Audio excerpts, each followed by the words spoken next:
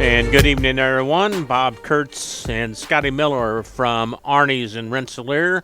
It's the 3KG, the Kage Coaches Show.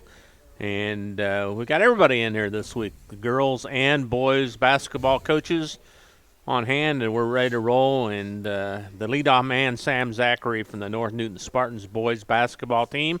Sam, good to see you. How you doing? I'm doing well. How are you, Bob? I'm doing really well. Well, let's go back to last year and see how the Spartans did and how many guys you lost off the team.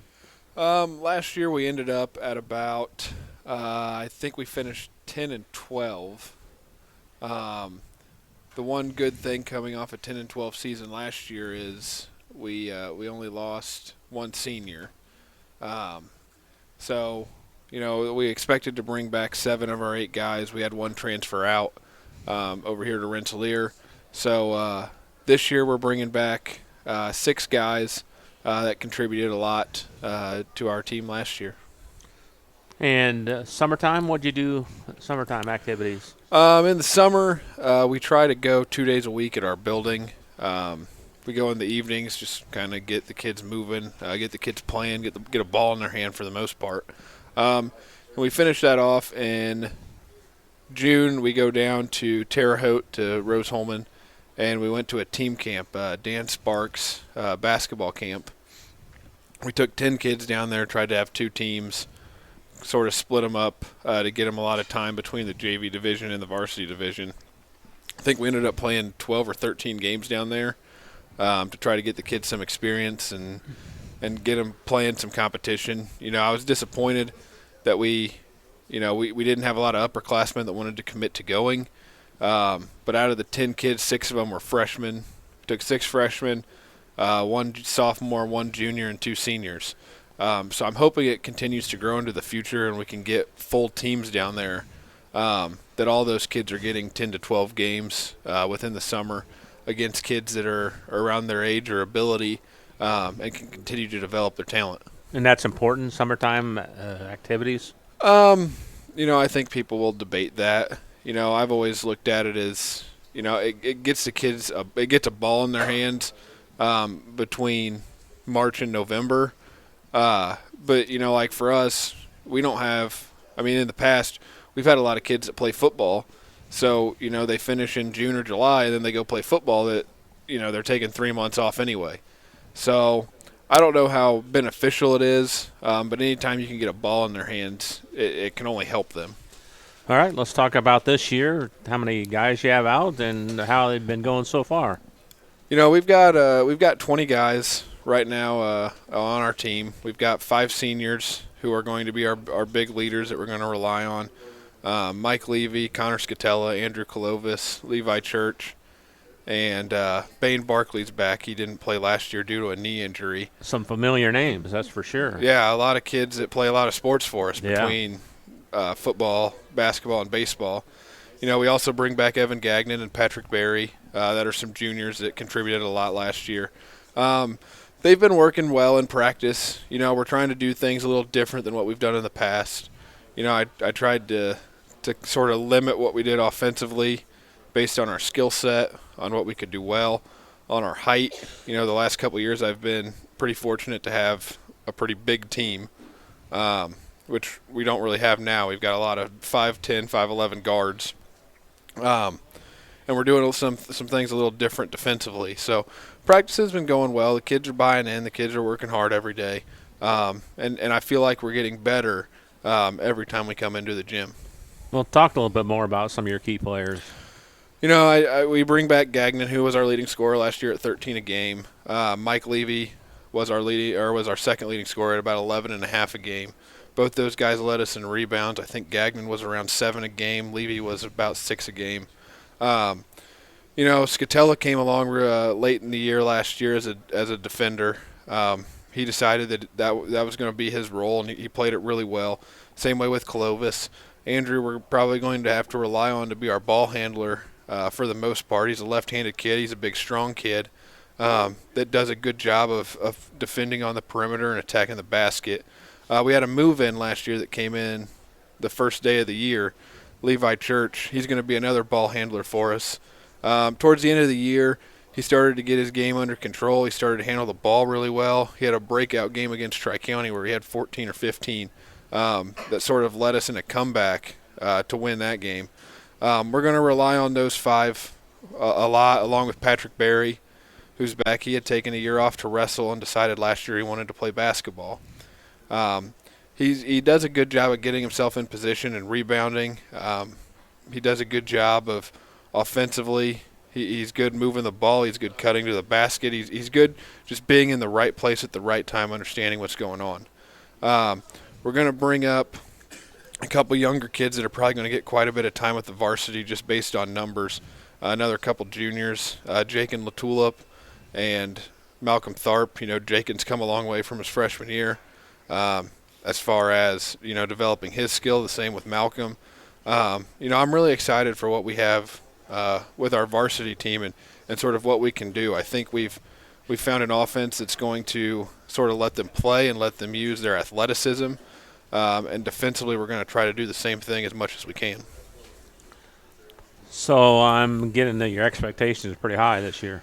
Our expectations are pretty high. As I was going through some stuff and ordering some new things for our gym, I realized that nobody in school history has ever won a basketball conference title on the boys' side. There's only one number that's on there, and it's a sectional from 1978.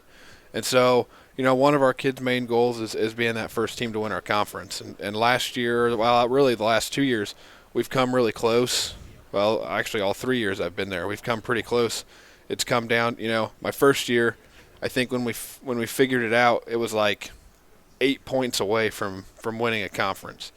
My second year, we played North White for the conference championship, and it was a tied ball game with 4 minutes to go, and we lost it. Last year was sort of the same deal. North White blew us out, but we were in position. We beat everybody else, really. And so I think our expectations are there again that we can do it. We've just got to learn to compete for 32 minutes and to finish games off. That was a big thing early last year that we kind of came around to. The good thing for us right now is we bring a lot of those kids back that learned a lot. They got a lot of experience last year. Hopefully it pays off for them as we move into this year. You were telling me that you have something new this year, Jamboree. Tell us about that. Yeah, our conference has gone to jamborees in all sports. We did it with football. We had all 6 teams at one location at North White. We're going to try to carry those over to basketball. The way it's going to work is South Newton, North Newton, DeMott Christian, and West Central are all going to play at West Central. We're each going to play 2 quarters. So our 2 quarters will be the third and fourth quarter against DeMott Christian, I believe, and then South Newton. And then on the other side, the conference is going to do it with the southern teams. North White, Frontier, Faith Christian, and Tri-County will all be at Tri-County doing the same thing.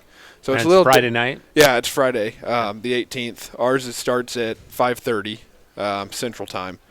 It's something different. It's a little unique. I was telling you earlier, the scrimmage is sort of itch to start playing games and start competing. And next week you said you had 2 games, is that right? We do have to. We start the season off at home against Lake Station on Tuesday, but we're also going to play a game at the Morocco Gym on the 26th. The JV tip that day will be at noon, and the varsity tip will be at 1:30 Central Time. We're going to play Winnemac. The Morocco Gym, huh? The Morocco Gym, the 1920s gym with the double 10-second line and the stage and the wooden bleachers. I was talking with Bob Gonzi. He was talking about, trying to get something going and making our kids watch Hoosiers and understand the old school gyms and the meaning of what basketball used to be in Indiana. Right.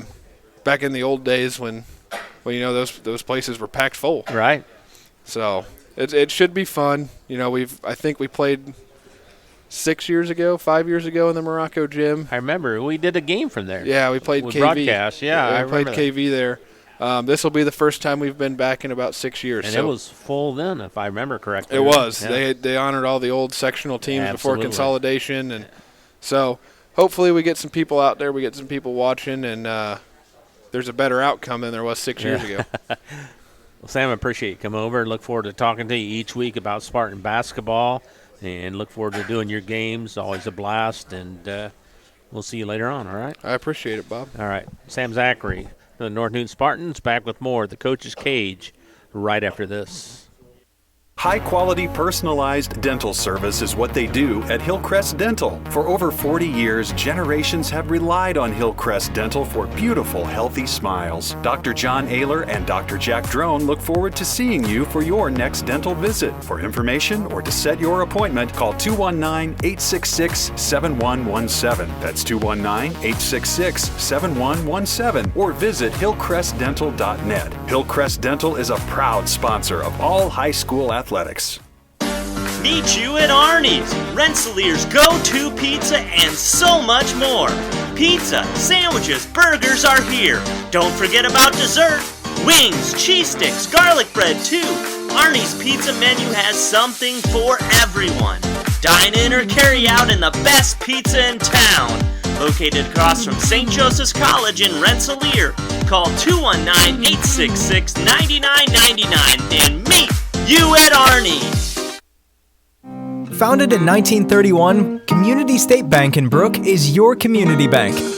We specialize in relationship banking while offering the technology required to meet your modern banking needs. Community State Bank is the area leader in new construction loans and home mortgages. Our lenders know small business and have products to meet your farm and business needs. We're available to get to know you and your needs today at 224 West Main in Brook or by calling 219-275-2441.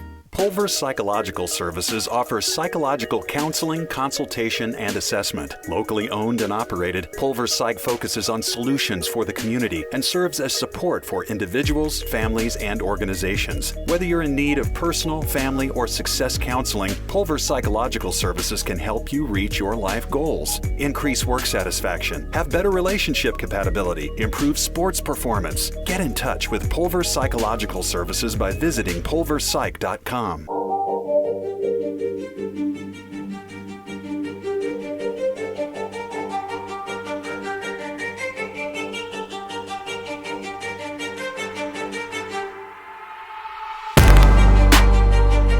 on the Coach's Cage, Bob Kurtz and Scotty Miller with you tonight from Arnie's in Rensselaer. And going to turn our attention to the North White girls basketball, and Brian Heimlich, coach of the Lady Vikings, joined us. Brian, good to see you again. How you doing? Good, thanks. 2 games to talk about, right, from North White? Yeah. Let's talk about it. Just take them away. Yeah, we last Friday night we went on the road to take on Caston, who is playing very well right now. They are going to be one of the top 10 teams in 1A. I think right now they're ranked 8th. Haven't lost, and we knew it was going to be a tough battle for us over there because they had a lot of returners coming back from the team we played in that sectional final last year, and we knew they were physical. I mean, they were all kind of built the same, and they're hard nosed, and boxing out, rebounding was something that we said we needed to do because they send all 5 of them hard to the rim on shots. And the first quarter, offensively, I thought we did a real nice job. Came out and were patient on offense, making them play defense, and then finishing possessions by scoring. But on the defensive end, we were doing what we wanted to, getting them to miss some shots. We just couldn't finish possessions. I think at the end of the first it was 17-12, but out of those 17 points, 10 or 11 were second chance or third chance opportunities. They just kept getting an offensive rebound, and then they'd score off of it. And so I really felt like we could have had the lead going into that second quarter, but girls kept fighting. The second quarter kind of was the same way, back and forth. It was 5, with about 30 seconds to go, and they had the possession. We, did a nice job defensively. Got a girl went up for a shot. We were right there, knocked it.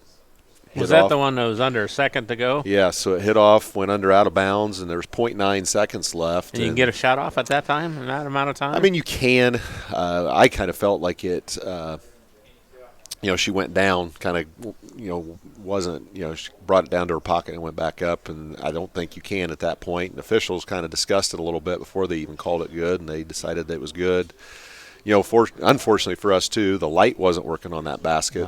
Need instant replay then there. So It was kind of a momentum changer. It was, going from 5 to 8 on the road is a, big thing. We get a stop there. Who knows?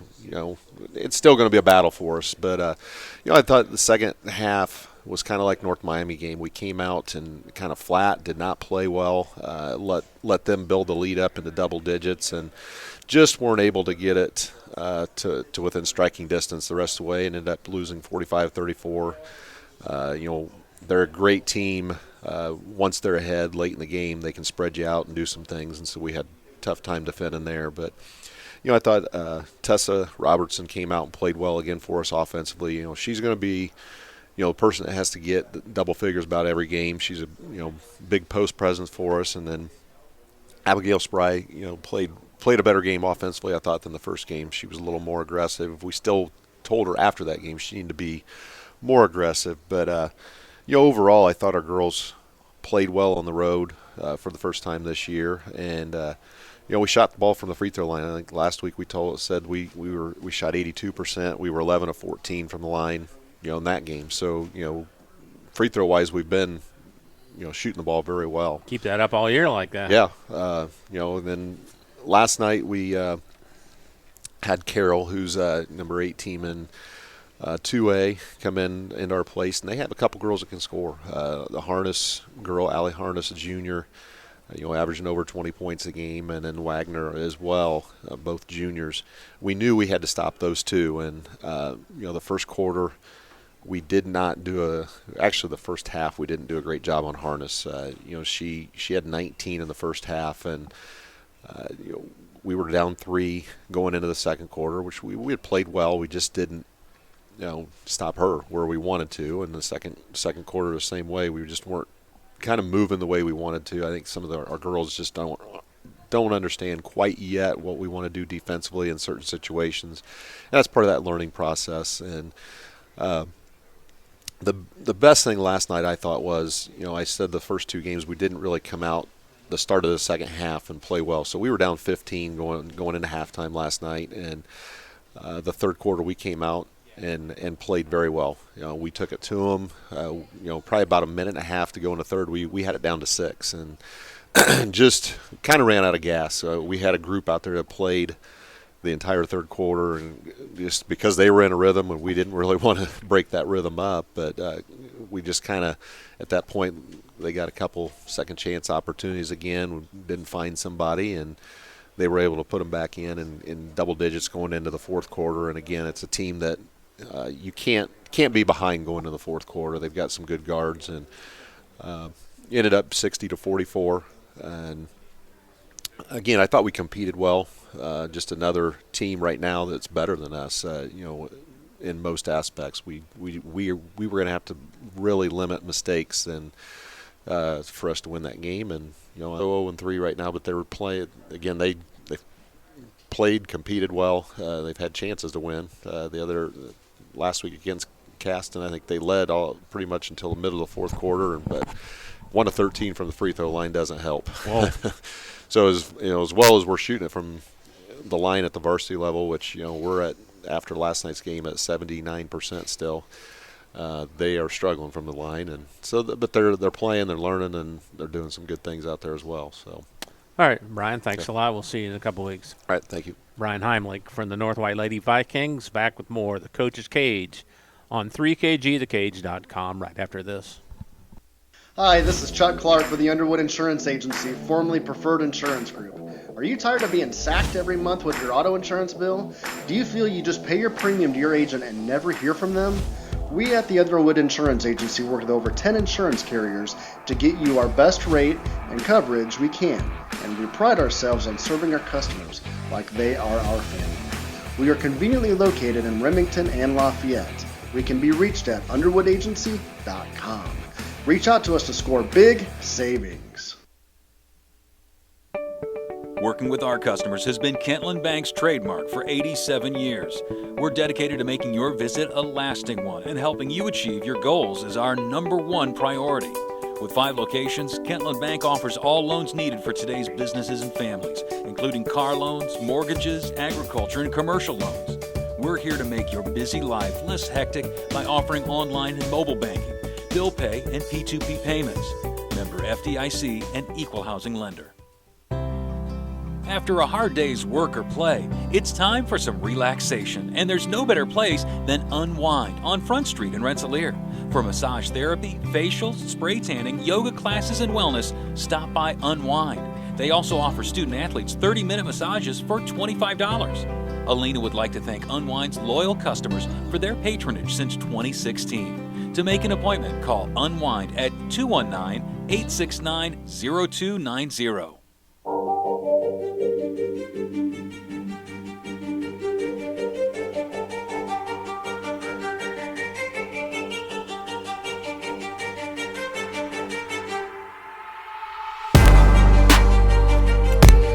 Bob Kurtz back with you on the Coaches Show, rolling through Kankakee Valley girls basketball now with Coach Brandon Bradley. And Brandon, good to see you again. How you doing? Good. How are you? I'm doing really well. Well, since last Wednesday, you had 2 games you want to talk about, so I'll turn it over to you. Okay. Well, Saturday we traveled to Couts, big, close nearby rivalry game, afternoon game, good crowd, very competitive.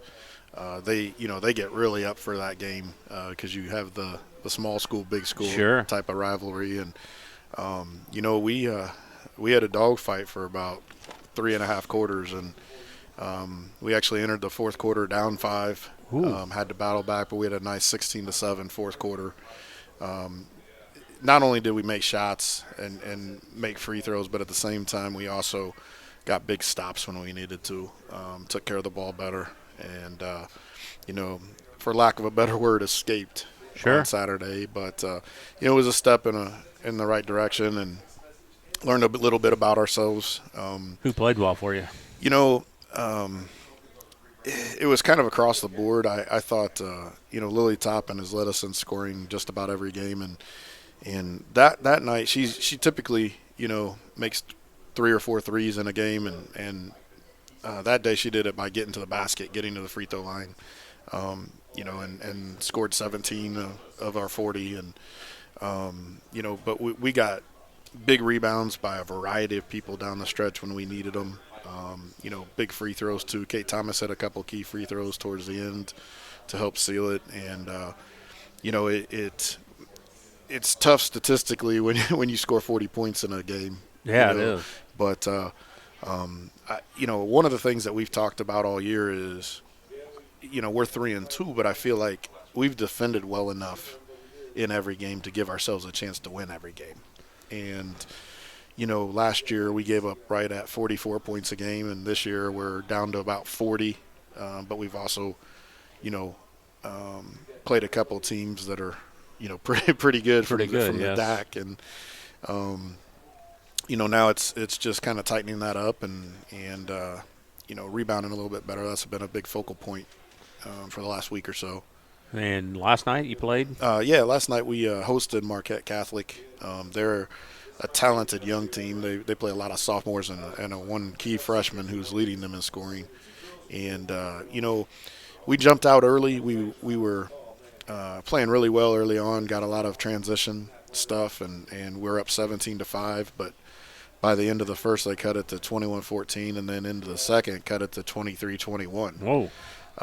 Called a timeout, told them just to breathe, calm down, enjoy themselves, and from that point forward, we outscored them 54-18. So, we had exceptional ball movement. We shared the ball really well. We took care of it against pressure the whole second half, and just real. I mean, I haven't seen the official statistics yet, but I can't imagine we didn't have more than 20 assists again. Mm-hmm. And we got our bigs heavily involved. I think they had 31 of our 79. And again, Lily got hot, had 4 threes and 18 points on the game, but we had 3 people in double figures. It just Abby Grandchamp had 12, I believe, and Kate Thomas had 10, but I bet she was probably close to 10 assists as well. And we did a really nice job at times on the boards and needed to, because they're one of those teams that's very long, very athletic, and it's not about them getting shots. It's that they get second shots because they put it up, but they're they're in a sprinter stance almost, going after that offensive rebound. And there were some key rebounds that we got where we bodied them and pushed them back, and it was exciting to see. We saw, I would say consistently for a whole game, we had people diving on the floor everywhere. I can't tell you how many jump balls we caused by people just absolutely laying their bodies out, diving on the floor for them. And, that's fun to see. Our communication was phenomenal yesterday, and that's something we've been highly encouraging. And it just everything kind of came together. We played like the team I think we as coaches expected to see. You think the girls saw that too and felt that too? Oh, absolutely. Yeah. Today was, they just seeing how they interact with each other and their work ethic, that kind of thing. We've never had an issue with it, but you can always tell, when they're in a good mood or when they are excited to be there, those kind of things. Right.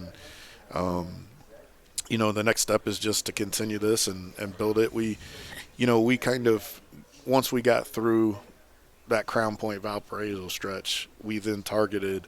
We had 12 games coming up before we play in the holiday tournament at Twin Lakes.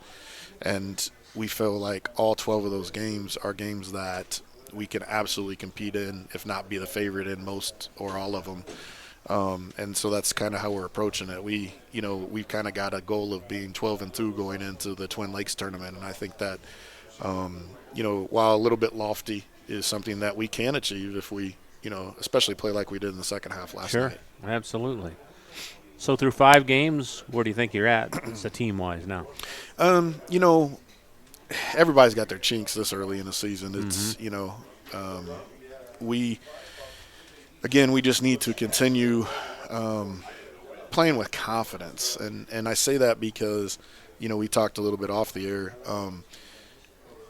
I think we put so much pressure on ourselves as individuals that if we make a mistake, whether it's a turnover or a missed shot, we kind of let it affect us the next possession or two. And that's something that I think the kids care that much. They're trying so hard not to mess up that it's kind of affecting their play at times. And we talked about that on Monday, and we saw them as relaxed last night as they've ever been. They were enjoying. You could see smiles all the time. Got to keep that up then. Yeah, absolutely. And especially out of kids that we hadn't seen that kind of energy on game night in a while. Right. Seeing them just flat out enjoying themselves.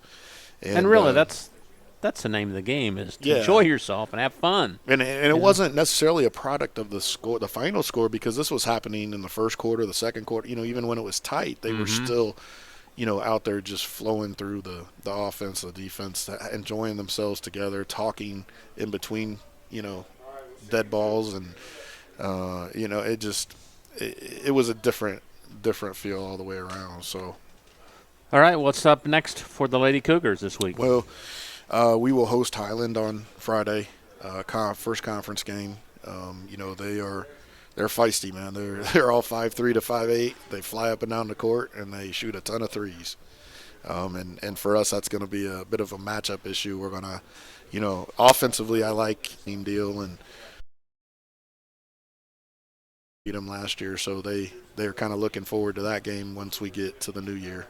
Does having a good JV help you in practices? Yeah, absolutely, without question. And it helps us on 2 different areas. It helps us from the standpoint of, providing competition and helping the varsity players get better that way. But also, with everything we've dealt with the last 3 years, from COVID to the flu and all that, and then you got injuries every year. Right. Having kids that can step in and practice and play with the first group or the second group or whatever group, and it just continues to flow pretty naturally, and well, obviously there's a little separation from your starting point guard to your second point guard and so forth. There's still, the gap's not that big, and you get a kid who misses because they're sick or something, and then somebody else just slides into that role, and then somebody else slides into their role, and we just move on and still have competitive practice. So that makes it really nice. We don't lose much speed or anything from practice. And not many schools can say that about their JV. Yeah, and it's unfortunate just from a numbers standpoint that a lot of schools don't have C teams or even JV teams right now, and that's something that with my role on the IBCA, we've been talking about a few of the coaches about how can we facilitate the feeder systems and help encourage get more interest in the game. Yeah, absolutely. Get more younger kids engaged in it and not turn to single sport that young or what have you. And because every 3A and 4A school should have a JV team. You would think. If not a C team as well. And that's not the case. Used to be that way. But. Well, yeah, I mean, I've talked to several 4A buddies, and, they have 15 kids or 17 kids total in their program. And I'm feeling spoiled, and it's it's something that on a state level we need to figure out a way to increase that interest. Brandon, thanks for coming down today. I appreciate it. We'll take next week off for the Thanksgiving holiday, and we'll talk to you in a couple weeks. Okay, enjoy your holiday. And you too. Thank you. Brandon Bradley from the Kankakee Valley Lady Cougars. Back with more of the Coach's Cage on 3kgthecage.com right after this. In agriculture, preparation is important. Dedication is you deciding what to plant and then asking what it will take for a good crop. How much work will it take to produce the final crop? In sports, preparation is vital in becoming the best you can be. Dedication is a will of achievements for a winning desire. Corbett Farms encourages everyone to do their best by having a winning spirit, attitude, and achievement. Your positivity will make a difference. Corbett Farms is proud to sponsor high school sports. Founded in 1931, Community State Bank in Brook is your community bank. We specialize in relationship banking while offering the technology required to meet your modern banking needs. Community State Bank is the area leader in new construction loans and home mortgages. Our lenders know small business and have products to meet your farm and business needs. We're available to get to know you and your needs today at 224 West Main in Brook or by calling 219-275-2441. Meet you at Arnie's, Rensselaer's go-to pizza and so much more. Pizza, sandwiches, burgers are here. Don't forget about dessert. Wings, cheese sticks, garlic bread too. Arnie's pizza menu has something for everyone. Dine in or carry out in the best pizza in town. Located across from St. Joseph's College in Rensselaer. Call 219-866-9999 and meet you at Arnie's. Reinforcements Designs is a full-service graphic design, screen printing, and sign shop. They offer logo designs, screen printing, banners, signs, vehicle lettering and graphics, airbrushing, vinyl letterings, digital printed graphics, freehand engraving, and more. 37 years of design and graphics, Reem Bontrager will help you come up with a customized project of your ideal or plan. Just ask. Give Reinforcements Design a call at 219-866-8626 for your next graphic design project.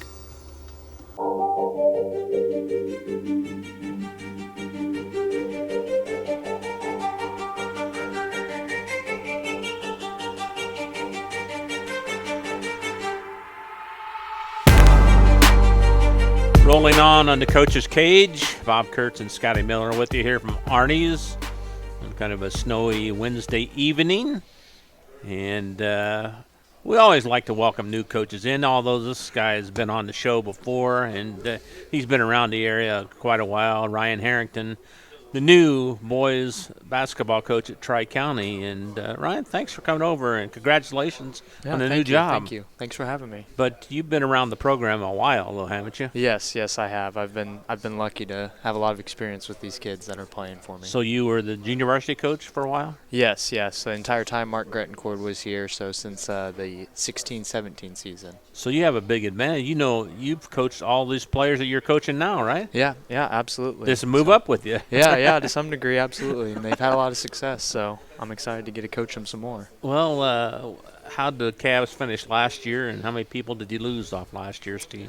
The varsity finished at 4-16, so kind of a tough season for us. We lost 3 pretty good seniors, Logan Doty, Corbin Lawson, who both, started for us a lot from their sophomore year on, so that's a lot of experience we lost. And then we also lost Lane Cochran, who was a really good role player off the bench for us.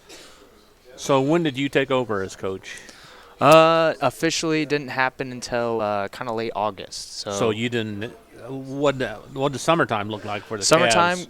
Coach Grettencord was still here, so he got hired on at Frontier as their new AD kind of late in the summer. So we had already kind of completed all of our summer workouts. Oh, okay. So Okay. I was still working with the team, obviously, at the time as the JV coach. So I got to work with all these JV kids over the summer. And, like I said, I had experience with these varsity boys in the past at that same level as well. So what do you do in the summertime as a team? We had morning workouts every day is what we do, and let the kids come in, get a ball in their hands, work on what their individual skills that they need.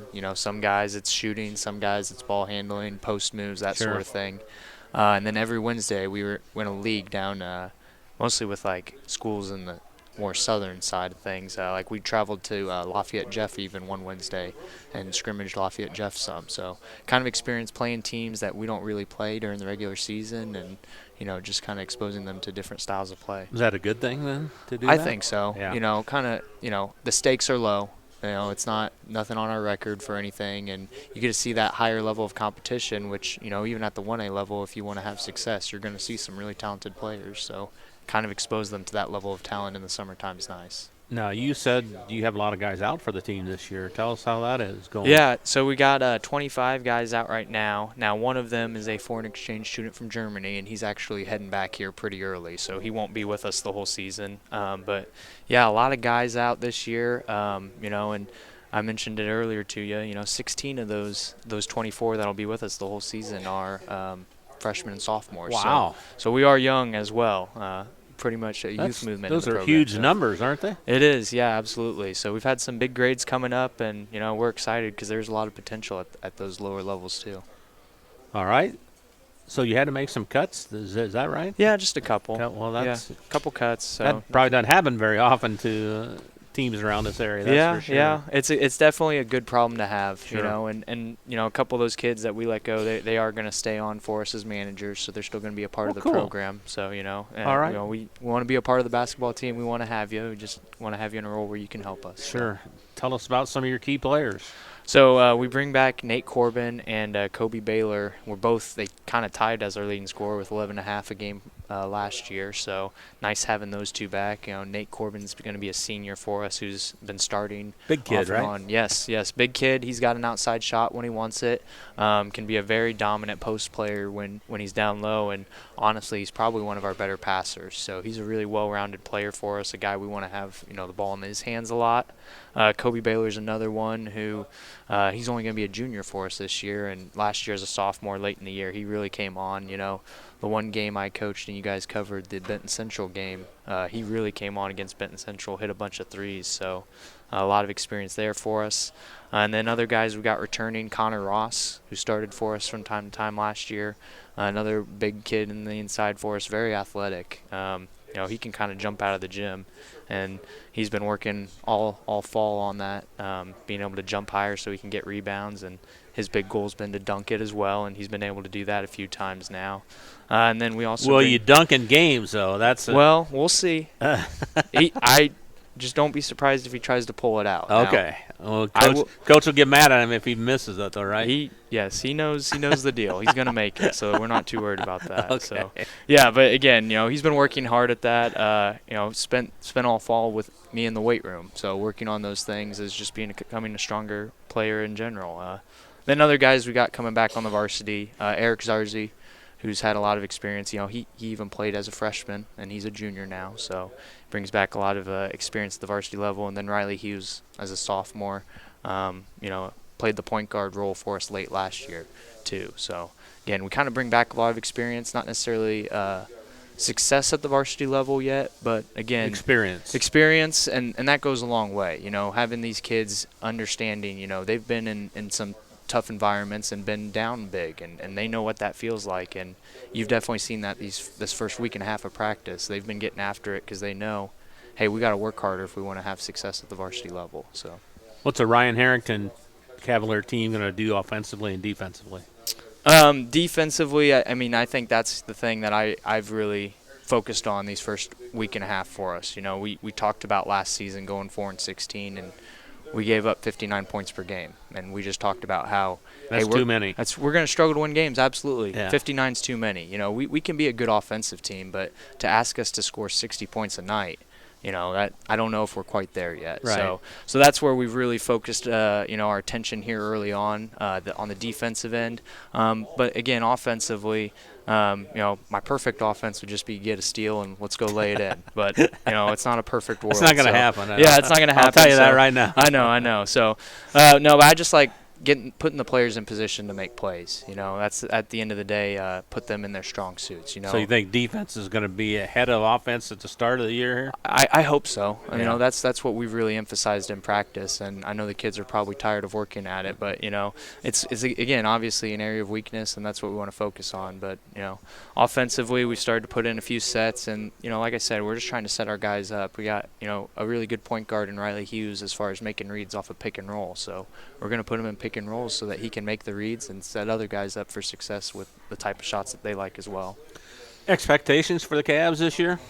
I think as a team we've agreed we definitely want to be competitive, not only in our conference but for our sectional. We think that we've got the athletes and the potential to compete at that level. Now that being said, we haven't shown anything yet, and that's what I've told them is nothing matters. We can talk about it all day. We've got to actually prove it on the floor. So I think that we can be in a lot of more close games this year, and again look to improve upon that record from the last season. Well, we talked with Sam Zachary a little bit. The new thing for this year is the jamborees. So yes. What are your thoughts on that? We're excited to definitely get a chance to go against some other teams. You're hosting it, right? Yeah, we're hosting it. So you're half of it. Yeah. So how do you game plan when it's the first game of the year? Well, the nice thing, right now we're totally focused on us, doing what we can do to be the best team we can be. Next Tuesday, Rensselaer opens their season at KV. Oh, that's right. Yeah. So we'll be up at KV, kind of getting a little scout on them, and if anything, maybe we'll talk a little bit about Rensselaer on that Wednesday practice before Thanksgiving. But more than anything, right now, we're just focused on being the best team that we can be. I don't know what Rensselaer will look like, and at the end of the day, that's not who we have to play at the end of the season to try to advance in the tournament. So again, we're just kind of worried about improving on ourselves individually. What are your thoughts on the Midwest Conference, the new and revamped Midwest Conference? Yeah, it'll be an exciting season. There's some pretty good teams in there. I think West Central is going to be kind of under the radar of some people. They return a lot, and those guys are coming off a really successful football season. Some of those players, and we added DeMont Christian and Faith Christian, and Faith's going to have some really good players honestly coming in, so it'll be exciting to see that the competition level in the conference go up a little bit. And your sectional, or who's involved with that? Do you remember? West Central was added back in, so Pioneer moved up to 2A. So we got West Central back, and then we kept the other schools. So it's Caston, Frontier, North White, ourselves, and that might be it. I'm not sure. At Tri-County this year? I believe it's at West Central. Okay. Yeah. So I think we're hosting the girls, and West Central has the boys. So. Okay. Coaching staff, tell us about that. So Paul Brooks is going to be my JV coach. Oh, man. Yes, yeah, he's been around. He's been around forever. Yeah. So I like Paul a lot. Yeah, Paul's a good guy. And again, he brings a lot of basketball knowledge to the staff. Absolutely. And working with those younger kids, again, we've got big numbers, but not all of them have played a lot of organized basketball. Mm-hmm. So, he's definitely doing a great job of making sure that they have sound fundamentals heading into this first game. And then outside of that, there was a lot of guys that I kept from, our previous staff and girls as well. So Andrea Grettencord still is going to be on as my varsity assistant, even though, Mark moved on to Frontier. We kept Andrea. There you go. And then Chad Burns is going to be my freshman coach, C-team coach. So we got him as well on that coaching staff. And then I got one more varsity assistant who we're adding this year. A familiar name, Bryce Cook, is going to be joining us as well. So yes, absolutely, he's moving back to the area. So we're excited to have. Why don't you slip on a jersey there? And that would be nice. That'd be nice. A few games. Yeah. So he just came off a 4-year career at Lincoln Christian. So it's pretty exciting for him to be able to come to our staff and again bring that experience to these kids. And, absolutely. A kid, again, I got to coach him his junior and senior year, and we had a lot of success, won a lot of games. Yes, you did. Very talented player, so excited to have him on board as well. Are you ready for the season to begin? Yeah. Oh, absolutely. I know that's what I've been so excited for this season, and I had a good group of kids this fall doing conditioning and that sort of thing. But we've all been really chomping at the bit to get after this first game. Well, Ryan, it's a pleasure to welcome you into the fraternity of the varsity coaches, and look forward to talking to you each week and doing your games. And we will not have a show here next week, but we'll see you next Friday at the Rensselaer Tri-County game, all right? Looking forward to it. All right. Ryan Harrington from the Tri-County Cavalier boys team, back with more for the Coach's Cage on 3KGthecage.com right after this.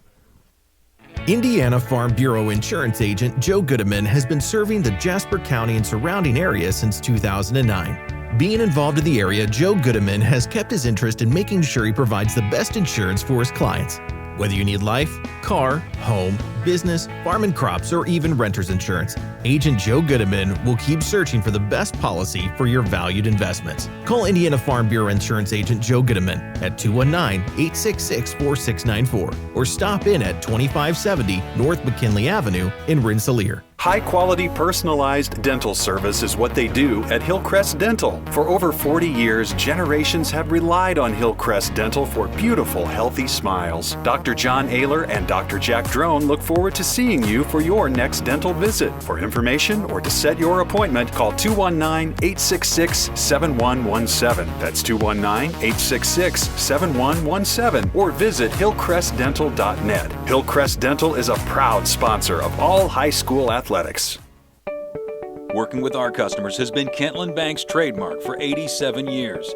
We're dedicated to making your visit a lasting one, and helping you achieve your goals is our #1 priority.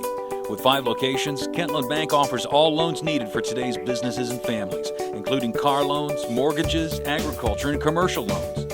We're here to make your busy life less hectic by offering online and mobile banking, bill pay, and P2P payments. Member FDIC and equal housing lender.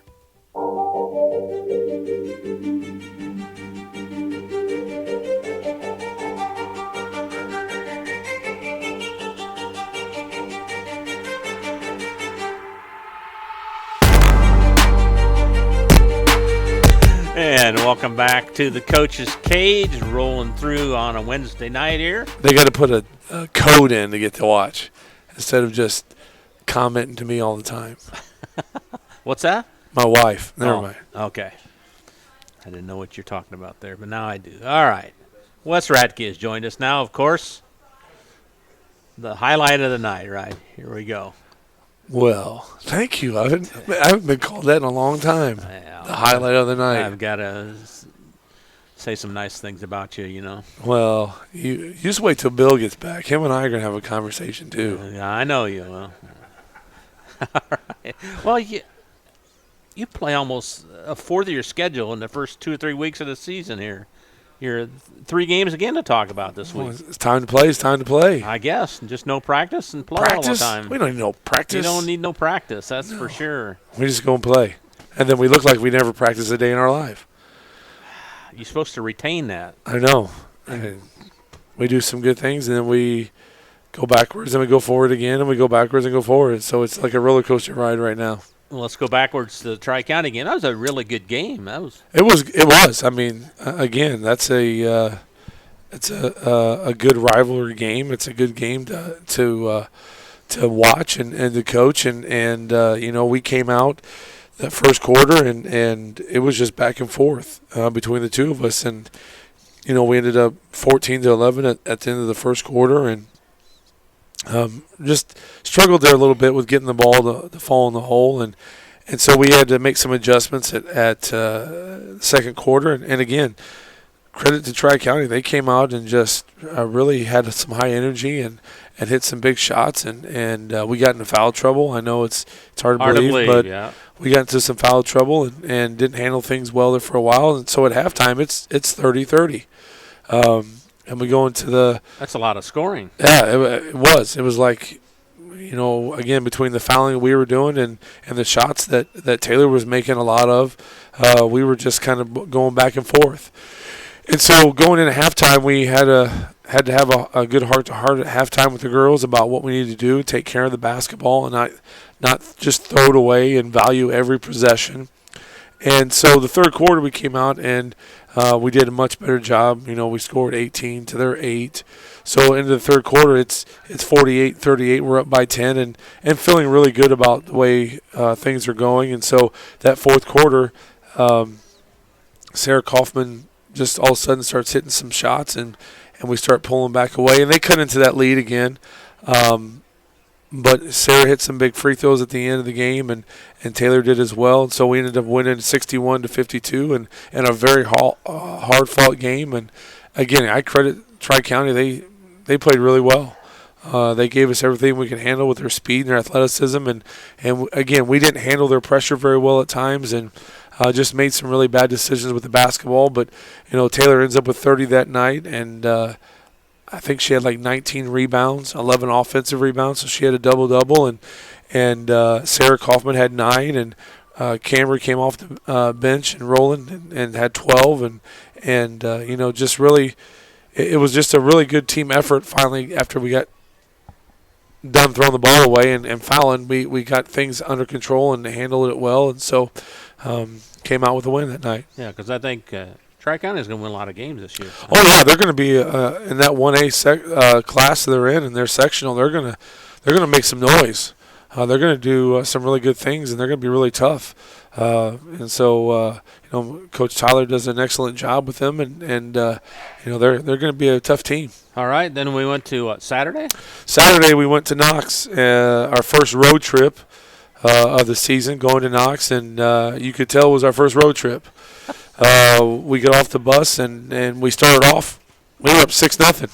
I mean, boom, we're just getting right into it, and we're turning them over, we're scoring, and then the wheels kind of fell off. We forgot to guard people. And the Downs girl got away from us. She had 4 threes in that first quarter on us. And so we're down to the end of the first quarter. It's 11-17. And, again, we got some foul problems. We're not focused really well at times. And so we go into at halftime, we're down by 2, 22-24.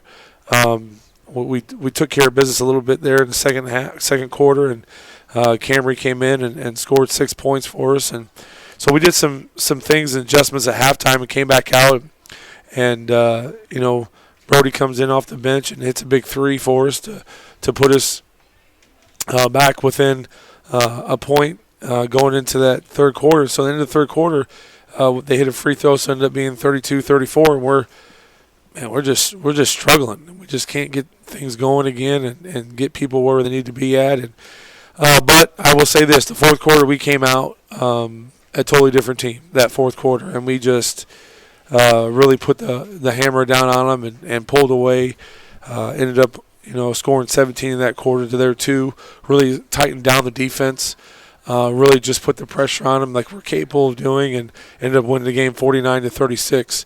You just need to do that every quarter, and exactly. that'll make your job a lot easier. Yeah, I wouldn't be as gray and as grouchy, and grumpy. And people, people wouldn't say that I'm always in a bad mood all the time, and so if we just do that, then we don't have those problems. So who played well for you then? That night, again, Taylor had 19. She had 19. Carly Drone had 10. Roland had 11, so I had 3 girls in double figures, and Fleming played a really good game, and Cadence and Brody both coming in and doing some good things, and we had some, Kaufman didn't score, but in that, especially that fourth quarter, she really all of a sudden just turned it up a little bit more defensively and did some really good things and got some good steals and rebounds for us. So it was a good hard-fought game and a good win on the road. What was the difference in the fourth quarter that night? The defense. Defense? Absolutely. It was our defense and our intensity where we just seemed, like I said, we just took it up another notch, another level. You must not have been in foul trouble then. No. Well, we had, again, those girls that we were able – that's the nice thing we're trying to do is build that bench so where – if we do get in foul trouble, we can sustain or keep it close enough to where when we need to get back into the game or the starters back in, we haven't really missed a beat. And that's the whole idea. That's the whole purpose. And any coach will tell you that is, you're only as good as your bench is, and we are still in that process of building on that and trying to get that momentum going. So it was good for them to do that for us, and we got to win that night. And then you started tournament play in Lafayette Yeah, yesterday? we did the IU hoops shootout. Started last night, and we drew McCutcheon.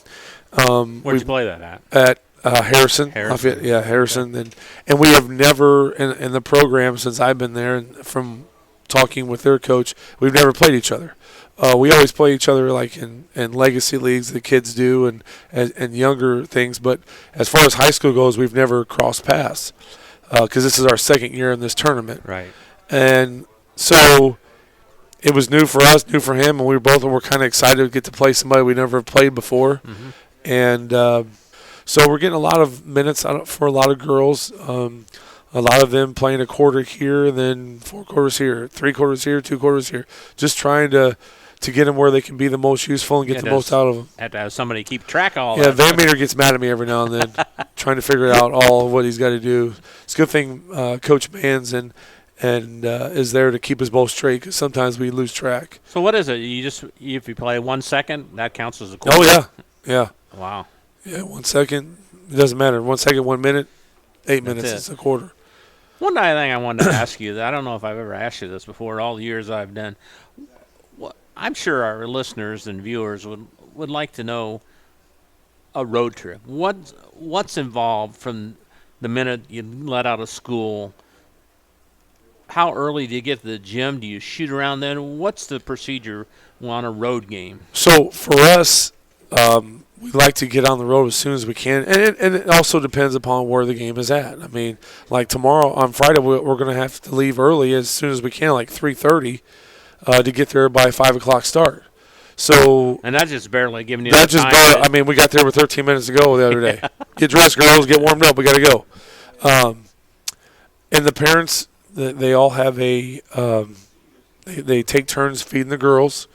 So for away games or home games, they'll have meals provided for the girls to eat before they leave because they need to have something in their belly because most of the time we don't play till 5:30, 6 o'clock. Right. And so they need some energy in them, so they'll do that, and we'll hand out uniforms. And when we get to the gym, usually the JV get dressed right away, and then the varsity go out and get some shots up. Again, that depends on the timing. And then they'll come back out and do their warm-up. And then when the JV go in, the varsity girls go out there and shoot some more, just get some more shots up and try to get acclimated to the rims and the gym and where they're at. So we try to keep it as low-key as possible, but also in the same essence, trying to get them to have some sense of urgency, like, okay, it's game day. It's game time. Right. It's time to get focused. It's time to be ready to play. And so it's just the process we go through. Next week, what do you have next week? So next week, after Saturday, we don't play again till the 28th. Oh, so you have over a week off. So we have some time off here. So we're gonna practice on Monday and Tuesday. 28th's a Monday, isn't it? Yeah. We're gonna give them Thanksgiving the day. We're gonna give them Wednesday, Thanksgiving Day off, and then come back Friday afternoon, Saturday, and because we play Monday against Twin Lakes, and then we play Thursday against Winnemac. You don't get many Monday games. No, this is the first Monday game I probably have ever played. So it's going to be interesting to see how we respond on a conference game. Twin Lakes is pretty good. Against a very good Twin Lakes team. I was going to say, Twin Lakes is going to be very good. It's going to be a good challenge for us. Again, they're in our sectional. They're in our conference. So we got to play them. So the only thing is we don't have to play them 3 times. Unlike with BC, we have a possibility of playing them obviously 3 times come sectional time. So good, better, and different. It is what it is, sure. and we have to be prepared. And if you want to be the best, you got to beat the best. You got to play against the best. Sure. And I think it's a good challenge for our girls. I look forward to it. I know Brad's going to have his team ready to go. They're going to look to try to beat us, and so we just got to be able to respond and show up and play at our ability. You like this Lafayette tournament? I ask you that a lot, but I do. Could it be at different times? I'm sure it'd be nice if it was a little bit later. I mean, boom, we're right into this tournament, and nobody else is playing a tournament yet. Again, I like the fact that we never played McCutcheon before. We get to play them. Do I like the fact that I get to play BC again? I mean, they could say the same thing about us. It is what it is, and it's a good game, a good atmosphere, it's a good crowd, and it's good basketball. So whether we play them or played West Lafayette again or somebody else, we're still playing against good teams that get us ready for sectional, which is who we're playing right now. So absolutely, and it's hard to beat somebody 3 times. So if you play somebody 3 times, it's always difficult. It's never easy. Absolutely. So whether I like it or not, we still I enjoy the atmosphere that's there. It's a basketball atmosphere, and it's a good place to go, and we're treated well. So are you committed to it for years to come? I don't know what Mr. Hickman's outlook is on that right now. I think we're still kind of in that honeymoon period. It's only our second year for us, both boys and girls. So you'd have to find 3 games if you got out there, right? Yeah, so we would have to find another tournament probably to do something like that if we got out of it, because it's nice the fact you got 3 games. We're not searching, we're not looking. We know for sure those 3 games are there. So that's always a plus. And again, against good quality opponent, conference opponents, and whatever, however you want to look at it. So it makes us tougher. It makes our schedule tougher when people look at it and say, "Holy cow, you got to play those guys almost 3 times." Yeah, we do. So while you're over there playing who you're playing, we're playing these guys. And vice versa. I really think that, and maybe I'm wrong, maybe I'm looking at things wrong, but I really think that in these 7 years that we've turned some heads in the conference and gotten them to recognize and realize that Lady Bomber basketball is legitimate, and we're here to make some noise and to win games. So that's something that we're really trying to work on. Now, do you play a Christmas tournament too, or no? No, we got out of that Greencastle one. Greencastle decided they didn't want to do the tournament anymore, and that's how we got into this tournament that we're in now with IU. So you'll have a big break in. Yeah, we'll have a big break. We picked up Andrean. We'll play Andrean on December 13th, and then we'll have quite a bit of a break there for a while. We're going to take the girls down to IU. To watch the women's play against Butler women. You could stop in West Lafayette and watch Lady Boilers. No. No, okay. I'm a Hoosier fan. Oh, okay. You know that. No, don't make me commit sacrilege like saying stuff like that. Come on. Now you're talking Van Meter's garbage. That's what he always wants to talk to me about. But no, and again, we would go watch a Purdue game if that was option 2. But, I just – IU women are really good. They just beat Tennessee. Yeah, they're doing it really well, and the girls enjoy going down there and watching them play. So we're going to do that. But we're going to continue to work at it and with this team. And I can't call them really young anymore because they've played enough games and done enough that the young excuse is out the door now. That's right. So we gotta start playing up to our potential, and they're fun to watch, fun to coach, and. So I'm looking forward to the rest of the season. Well, Wes, good luck the rest of this week, and we'll be off next week. Why? Because it's Thanksgiving. Now my wife's going to have to make me supper. Because you ain't going to feed me now. You can come here if you'd like. You'll be the only one here, but you could come here if you want. You mean you wouldn't come here and put this camera up for us to talk like this? We're taking Thanksgiving off, yeah. It's not even Thanksgiving. Close. Thanksgiving's on Thursday. That's Wednesday. That's close. Are you making the turkey? Yes. No, I'm not either. Yeah. All right, Wes. Thanks. Yep. Thanks. Wes Radke from the Rensselaer Central Lady Bombers. Back with more of the Coach's Cage on 3kgthecage.com right after this. Hi, this is Chuck Clark with the Underwood Insurance Agency, formerly Preferred Insurance Group. Are you tired of being sacked every month with your auto insurance bill? Do you feel you just pay your premium to your agent and never hear from them? We at the Underwood Insurance Agency work with over 10 insurance carriers to get you our best rate and coverage we can, and we pride ourselves on serving our customers like they are our family. We are conveniently located in Remington and Lafayette. We can be reached at underwoodagency.com. Reach out to us to score big savings. Meet you at Arnie's, Rensselaer's go-to pizza and so much more. Pizza, sandwiches, burgers are here. Don't forget about dessert. Wings, cheese sticks, garlic bread too.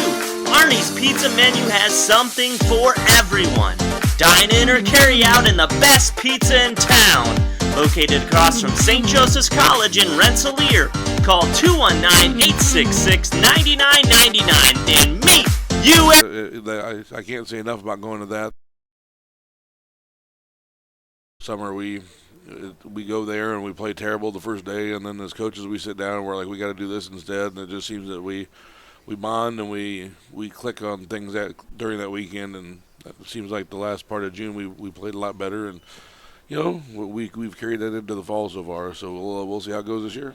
What'd you finish last year? How many guys did you lose off the team? We finished 16-8 last year, so it's a pretty good year for us overall. We had the fourth most regular season wins at Kage in 50 years. That's pretty good, top 10% there. Obviously, we lost 5 seniors. Nick Mikosh, he's actually starting at Governor State up in Chicago as a freshman, so he's doing well up there. Lost him and lost Luke Andre. He had a really good senior. He really improved and had a really good senior year for us. He's not playing basketball. He's just a student at IU Bloomington right now. Lost Will Sampson. He was another inside senior for us. He's waiting to be sent out to the Air Force. He's not out there yet, but he's waiting to be sent out there. And then we lost Jeb Boise, backup point guard for us, and he's down at IUPUI right now and doing good things down there in college. And we also lost another senior, Jamin Sills. Last year was his only year playing in our program because he was homeschooled till then. But we lost 5 seniors, but we're definitely we got some pieces coming back though too. So how are the numbers this year? Pretty good. We did some cuts. We didn't cut too many people, but we had to do some cuts because we're only keeping 8 varsity players this year. Right. 8. And why that number? Well, if I can be honest with you, I'm just tired of getting emails from people that aren't playing, to be quite honest. If you want me to be honest about it. I do, yeah. It's a situation where, why is my number 10 son not playing? Well, it's because he's number 10. And I can't, there's just not enough time to get that many people in a game, especially against better competition. Right. And I just think, if I keep 8, I know I can keep these 8 in the rotation, and you know what, we'll just bring up some JV starters to dress, and if we get an opportunity to play those kids, then we will. Sure. And that's just, and we just kind of went with that this year. It just got to a point where I was just, quite honestly, I was just tired of dealing with it. And, nothing against anybody. Everybody, they're all good kids and stuff. It was just, we just wanted a situation where I think this will allow us to develop the kids better as well that we keep. And it's hard to develop somebody when they're sitting on the bench all the time, and I get that. Right. And it's, but then again, we're also at the varsity level. We're also hired to win games at the same time. So that's a tough balance to have all the time. And if you're keeping 10, 11 kids, it's hard to find it. So that's why we chose 8, and the JV chose 8 as well. And the freshman level is a little bit different because that's a little more developmental. So we have 10 or 11 kids down there. So tell us about some of your key players. Well, the leading returning scorer we got is a junior this year, Camden Webster, 6'4" guard for us. He's had a really good summer and really good fall. He just exploded the last half of the summer and played really, really well down in Indianapolis. So we're looking for some good things out of him. He's matured a lot, learned a lot about the game over the summer as far as he doesn't need to have the ball in his hands all the time now. He's learned to play without the ball, learned to be very successful still as a scorer. So we're looking for big things out of him. Hayden Day, 6'7" senior. He's back, and he's gonna provide a lot for us. I think he's gonna surprise a lot of people with his game. It's changed a lot from when everybody last saw him last year. So, hopefully he brings what he did over the summer to the fall or the winter time here, because I think he'll be a good surprise for us. Another returning starter we got is our returning starting point guard, Colton Bribble. He's a 5'11" senior. A lot better shooter than he was last year, and just a lot more confident player. And you get that when it's your second year on varsity. You know, I mean, the first year on varsity, you're kind of feeling your way through. Sure. Second year on varsity, he seems like he's a lot more confident now in what he's doing. And so those are our 3 returning starters, and we got a lot of other people. We got a 6'2" senior Dylan Holmes, who played for us last year but got hurt, so he missed about 10 games last year. Pretty athletic kid though, and he's a good shooter as well. So he'll help us out there. He'll start for us, and we got a couple of kids coming up from JV that I think will surprise the people with how they've improved. So we're looking forward to a good year, and we're just we're ready to get started. So you'll play 8 players, I think, confidently? We'll play. Yeah, we'll be able to get those 8 a lot of good minutes and rotate them around and stuff like that. Obviously, we're going to lean on Cam and Hayden a lot. They won't be rotated out as much, but we'll be able to rotate those 8 in pretty well. Expectations for the Cougs this year? Well, I was just telling somebody the other day. We had a good team last year. I think our ceiling could be higher this year than it was last year. Now you never know if you're going to reach it. You just never know until you see how the kids come together and play. But the expectation is to have to follow up last year with another year just like it, or even a little bit better. And I think that's what the kids expect. They're working hard. They're really a close knit group. They're really a group that enjoys being around each other. So that's a positive. And I think the expectations are to have another good year, and we'd be disappointed if we didn't. Strengths and weaknesses so far that you think start of the year here? Strength is we're pretty long. Other than a couple kids that are 5'11", then we got 6'2", and everybody else is 6'4" and above. And they're all long and athletic.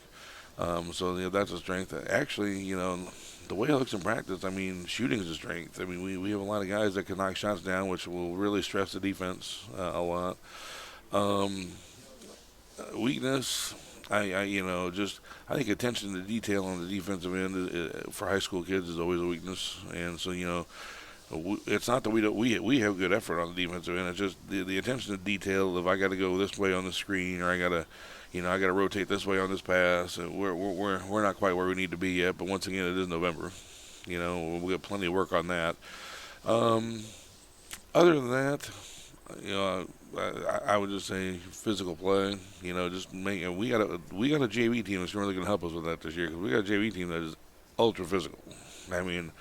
There's some nights where you think they're playing football out there, and so that's all right, isn't it? No doubt, and that's going to help us. And it's just it might take another couple weeks to really get used to that, but so I think by having that JV around, that's going to help us get better against physical play. But I think right now I'd still turn that as a little bit of a weakness for us. Well, we lost our normal season opener here when you played Tri-County, but they're off the schedule now. But got this guy right behind you here. Yeah. Rensselaer is your leadoff game, right? Yeah, and it just things kind of worked out a little bit in that regard when the classes came out, and we moved up to 4A. Right. And because of that, me and John Gray kind of sat down and said, "Listen, we have to tweak our schedule a little bit, right? And not that we need to play Indianapolis Cathedral and Ben Davis and all those types of teams, but we just need to try to get a little more consistently in the 3A, 4A range." So Tri-County was somebody that we both that we called them, and we kind of both agreed that that it'd be best for us if we moved on, and then what happened was, we had the opening, and I texted Coach, and I'm like, listen, because, our game last year was on a Tuesday night in February, and we've been bouncing around here and there and everywhere, and, it was just never a situation where we felt like we were in a good spot where we could draw the crowd that we deserved to have for that game, and so we were kind of bouncing around ideas, and I texted him, and I said, hey, listen, we just got an opening on that Tuesday before Thanksgiving. I said, I know you guys normally opening against Tri-County. I said, would you want to have our game that night? I said, and when we started talking about it, we said we couldn't think of a better night to do it. Sure. Where all the the schools are off for Thanksgiving, kids are back from college. It's just a perfect opportunity to have a big crowd on that night every year now. And just you want to, if you can start your season off with a rival and the excitement and energy level that should bring with the crowd. I think you couldn't ask for more if you're a player. So it just kind of worked out, and I think we're all happy about it. And we'll have that game right here on 3KGthecage.com next Tuesday. And what do you know about it? This team won a sectional last year. So. Oh yeah, and they return a handful of starters themselves. I mean, Colby Chapman is a really prolific scorer for them, and definitely can shoot it. Tristan Wietrich, he's a solid point guard as a kid. He had 12 against us last year. Played really solid against us. Now we were not able to face off against Corbin Matthew because he was injured when they played us. But seeing some of the games late last year, and obviously the sectional performance last year was really good. So we're gonna have to be on point with that. And then of course Coach's son Cassius. I mean he's a big kid in the middle that is gonna that always somebody when you're that big and you can operate around the basket always creates issues that you have to be as I talked about, attention to detail with the defense. Sure. You're gonna have to be attentive to those guys and obviously I don't know if they know their fifth starter, but we really don't know their fifth starter either. So we're gonna we know those four are some main cogs in what they're going to be doing, and we're going to have to be ready to defend them and against their strengths individually as best we can. What about the Northwest Crossroads Conference? What are your preseason thoughts there? Well, I mean, I think we're in a pretty good spot. I think I think it's going to be a lot like last year, where I think when we go up to Munster on January 6th or 7th or whatever that day is, I think it's going to be a pretty big game for the conference. And it was that way last year when they came to our place. I mean, that decided it. And I think we're in the same type of boat where, I think if we got Indiana at home, and that's our first conference game in mid-December, and I think I think if we can get by that. Which I feel confident. But once again, you don't know how we're going to play till we see us. Right.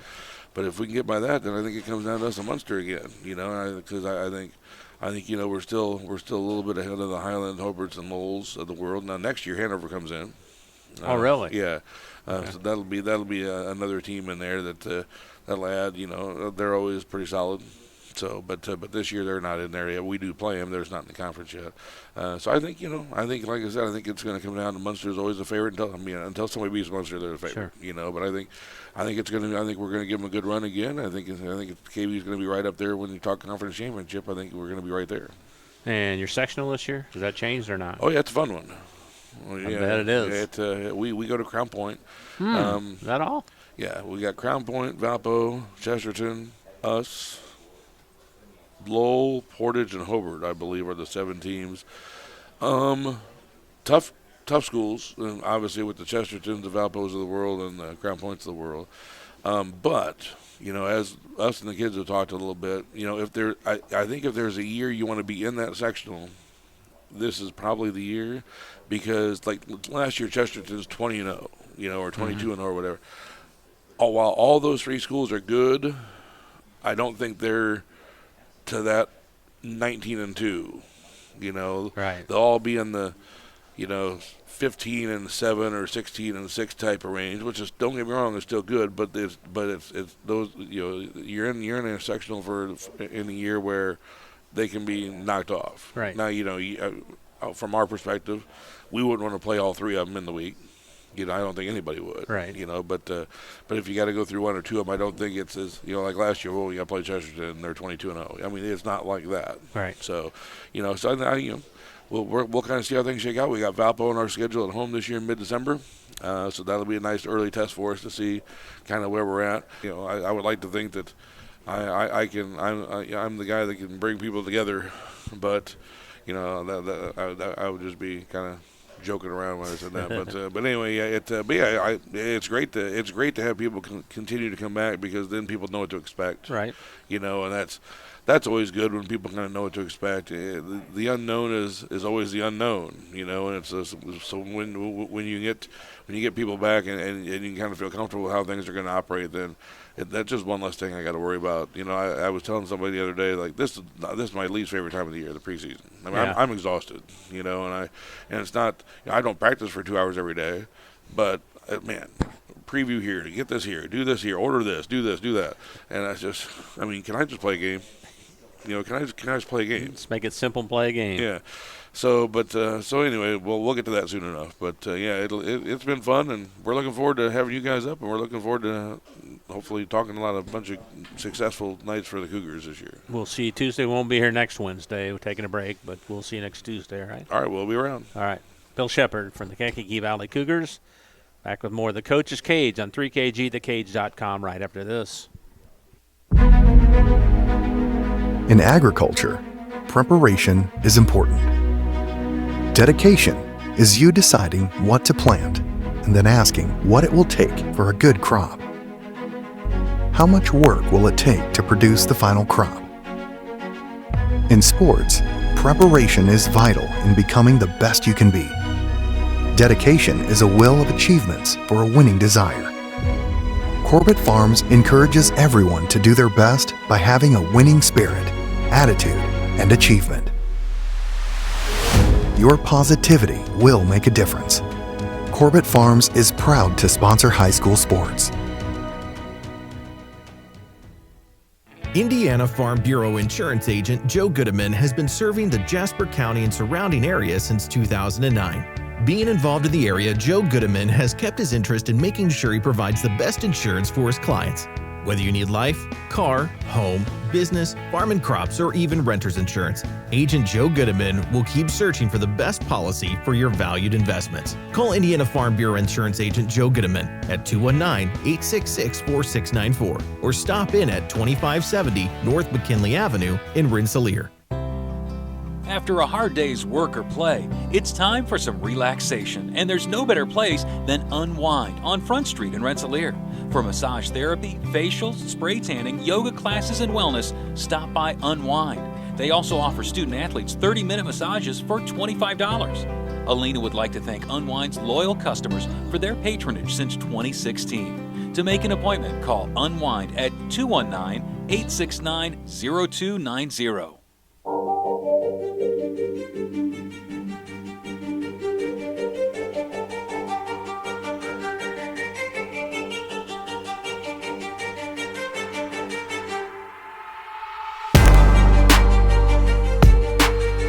Scotty Miller on the board tonight. I'm Bob Kurtz. We're at 3kgthecage.com. And we're at Arnie's in Rensselaer, right across from St. Joseph's College here. If you don't know where that is, come on out and enjoy pizza and drinks here from Arnie's. They really treat the coaches really nice here. Chris York from the North Newton Lady Spartans has joined us. Chris, good to talk to you again. How you doing? Good to talk to you, too. I'm doing all right. All right, we've got two games to talk about with the Lady Spartans, so take it away. Okay, well, on Saturday, we traveled to River Forest, and, we played the best game of our season. Now, it was a game against an opponent that was more our speed, you could say. Mm-hmm. We started out, we were getting all the shots we wanted, but we shot, I think, 2 for 19 in the first quarter, right? And we were down by just 7 at the end of the quarter, right? Or maybe we were down by 7 at the half, but our turnovers were down against a team that really didn't press. I think we had 7 turnovers in each of the first, second, and fourth quarters. In the third quarter, we really made our push, and we were only down by 2 at the end of the third. But we only had those 3 turnovers, and we shot really well in the middle 2 quarters, like 5 for 12 and 5 for 10 and that's pretty good, right? Yeah. And then we got to the fourth quarter, and about 4 minutes to go or so, I decided to try a triangle and 2, which we've never done in practice. I don't know if they've ever done it at all, but we tried it because they had 2 girls that finished the game with 18, and they had 42 total points. 18 apiece? 18 apiece. Whoa. And so that worked out quite a bit. I mean, we got a bunch of stops, but in the middle of that little run, there were 5 instances in those 4 minutes where people forgot what we were doing. So those girls got the ball, and they weren't supposed to get the ball. Those kinds of things when you haven't done it before. But we fell a little bit short. I mean, we got it to 40-38. They got a rebound on a free throw, I think it was, and then they dribbled around for a while before we fouled, and then they won 42-38. So you had a chance. We definitely had a chance. We you look at our final totals, they just weren't great. I mean, we did get more shots because we were able to actually shoot and not turn it over so much. But we were definitely in it. It was what you'd call a should-have game. But it I think it gave us a little bit of confidence. Because you hadn't been in a close game yet. No, not even close. I mean, in that game, McKenna Schliemann, she had 31 points.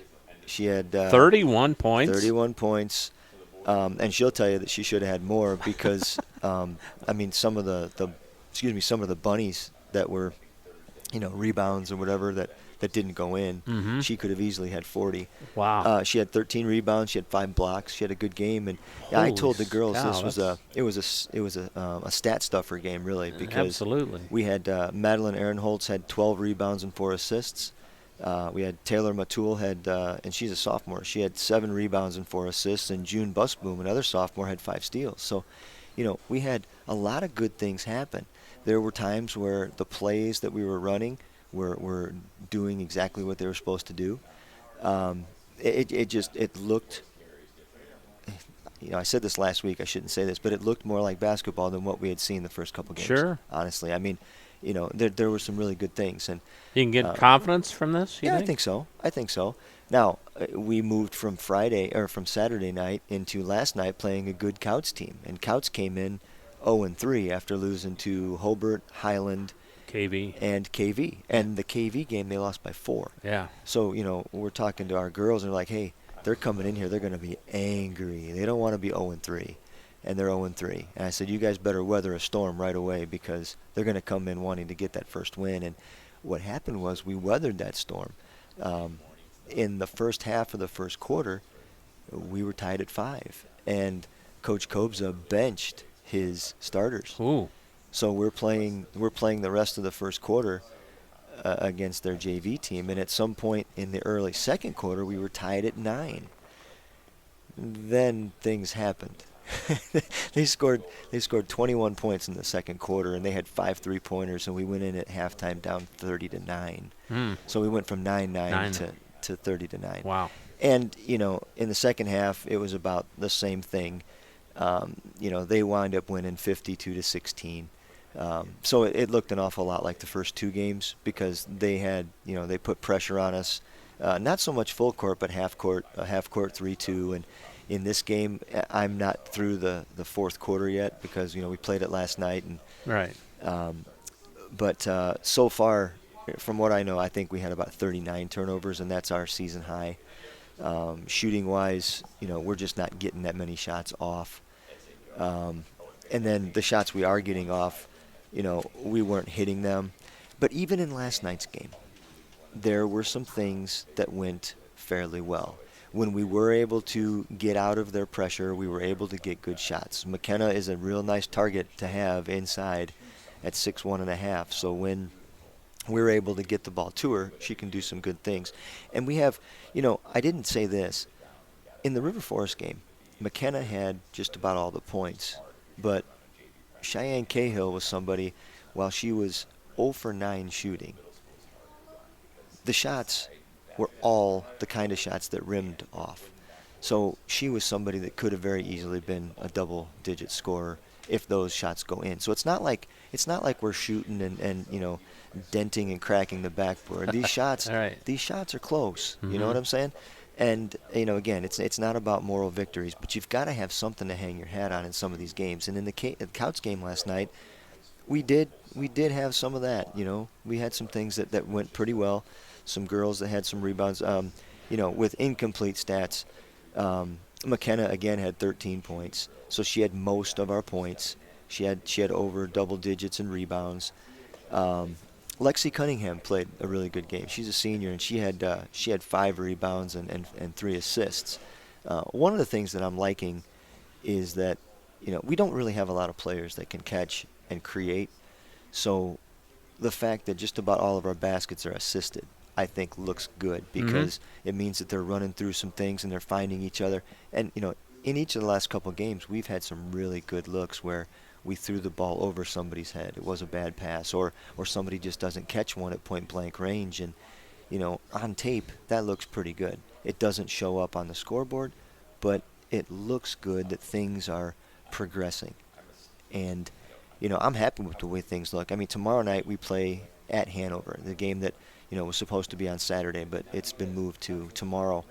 And today's practice was a lot different than what we've had, and that's a good thing. I mean, there have been some pre-game practices that were a little more happy-go-lucky than I'd like them to be.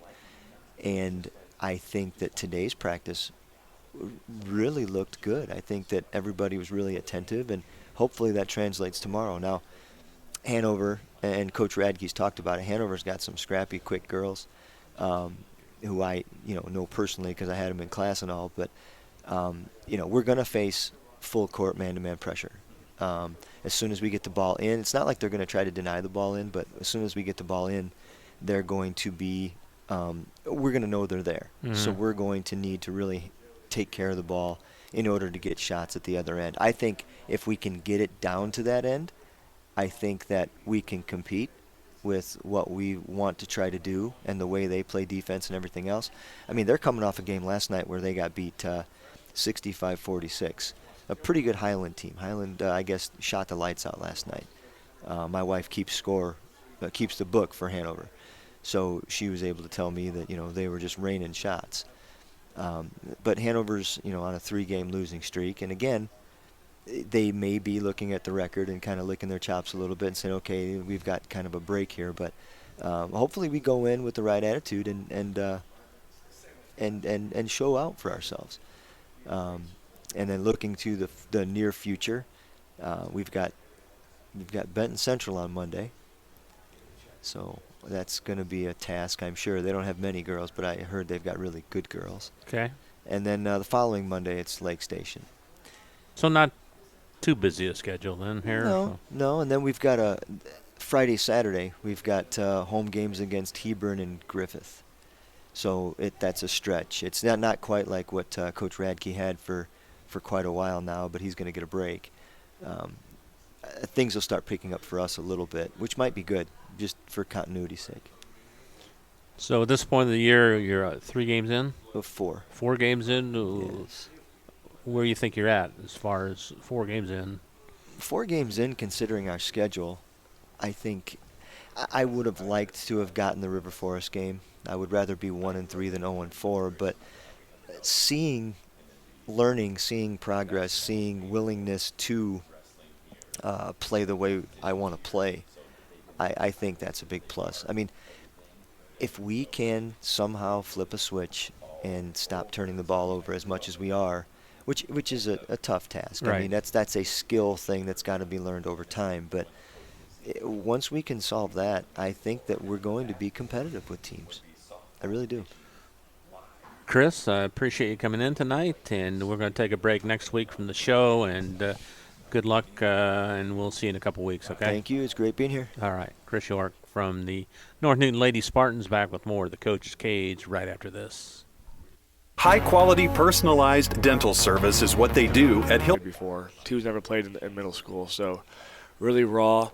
What is good, I do have a senior out that hasn't played since his freshman year, and I had a boy that was wrestling, decided not to wrestle, and I was able to last second talk him into playing, and he looks really good on the basketball court right now. So got some new guys out, but it's been our one key guy returning is Dane Hood from last year's team. He was probably our 6-7 man as a sophomore. Really everything we're doing is going to go around him this year, try to be, but that'll be other guys have to step up because it'd be easy to scout that, obviously, but so we do have that with that coming back. But the hard part with practice is last year, with all of our guards, everything was tempo. We wanted to outrun you. You Right. saw some of our games, right? So when you want to play like that, you have to practice like that, right? Mhm. And everything was fast. There was very little breaks. And this year we want to do the opposite. We want to slow. We want to see. I want to see an old South Newton team. Oh, man. And so I want to get. But the hard part, I smile at that because that's what we need to do to win. Right. But even my players, my juniors and seniors, and myself as a coach, we have been ingrained. Go. So it's like pace on the practice the way I want to now. So it's a lot of changes. And the biggest thing I've been preaching to the boys is, you go back 2 years ago, and we lose a heartbreaker in sectional. Have a great season, lose a heartbreaker in sectional finals. Last year you win it, have a great season. Old cliche, but it just matters come March. Right. And I've told the boys for the last 2 weeks, I mean, you look at our schedule and our first home game in Rossville was just tough as nails. We are going to get thumped a couple times this year, like really ran out of the gym. But it's how we're going to react to that. Are we going to get better? Are we going to hang our heads? You know, those types of things. So, and then I really believe we have a team. We put some pieces together that could make some noise come our Midwest Conference and come sectional time. Well, tell us some of the key players you think are going to contribute this year. So obviously we have Dane Hood. I think Dane averaged 6 or 7 points a game last year, but probably, I mean, any other team would have probably put up 15 or 18 a game. I mean, he was playing behind the seniors last year. Nice frame, 6'3", wide body, handle the ball really well. His brother's coming up from JV, Brendan Hood. He'll contribute a lot. We also have Eli Stearns, who was a 3-year JV player, as another senior, 6'3". So we have a lot of height, and then we have Andrew Buswell and Lucas Smith, who didn't play a lot last year. They're back, and then we added Artemio Benitez. He's the senior that came back out, and then Cade DeBoard, who's a first-year player, who I think is just watched on the last 3 or 4 days at practice. I think by the end of the year, there's not many kids in the area who will be stronger than him. By the end of the year, he will do a lot of good for us. Who do you open up? Well, you got a jamboree, right? We have a jamboree, yeah. I said, talking to some coaches, you know, some coaches don't like that. I mean, it's not as long as a scrimmage. But me, I love it. You know, we added 2 new teams. Obviously, we added Faith Christian and Covenant Christian to our Midwest Conference this year, so we now have 8 schools involved. So it allows us, and I think Faith Christian is one of the favorite teams in the conference this year. So it allows us to see them, and then I think Frontier has, and the Hoover boy, probably the most overall complete player in the league this year. So it gives my boys a taste of that early, and then we don't see them again until December, you know, January, and then it gives us time to prepare for that. So there's 2 ways to look at it. I like it. So, and then we'll go in. We moved Attica last year, and they wanted to keep the game where they moved it to because of COVID. I didn't like the idea of not playing before Thanksgiving. So luckily we were able to we dropped Victory Christian out of Valpo, the private school, and North Miami had that Tuesday off next week. So we were able to, they needed a game, so we were able to pick North Miami up on a Tuesday night. So we will be going to North Miami next Tuesday to open our regular season. What are your thoughts on the Midwest Conference with those 2 new teams? Well, the biggest thing I think going for the whole conference is, you know, we've been fortunate enough the last 2 years to win it. Actually, the last 4 years, but the first 2 years we shared it. So, like, with only a 6-team conference, you can't afford to have a hiccup, right?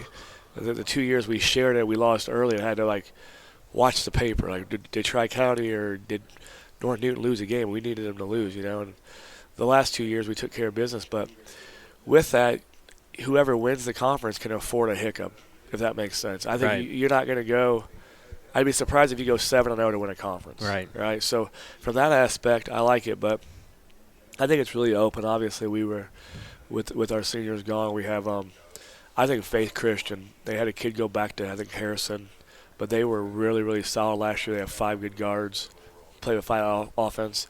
I think Frontier has the besides the Hoover boy, they have I think one of the strongest kids in the conference in Justin Schroeder, and then I think North Newton. I know they lost maybe 1 senior and the 1 boy moved to Rensselaer. They got some size, but don't they? They've got some size, and they've got the name always slips me. Number 4. I don't know why the name always slips me. Gagnon, right. Yep, there it is.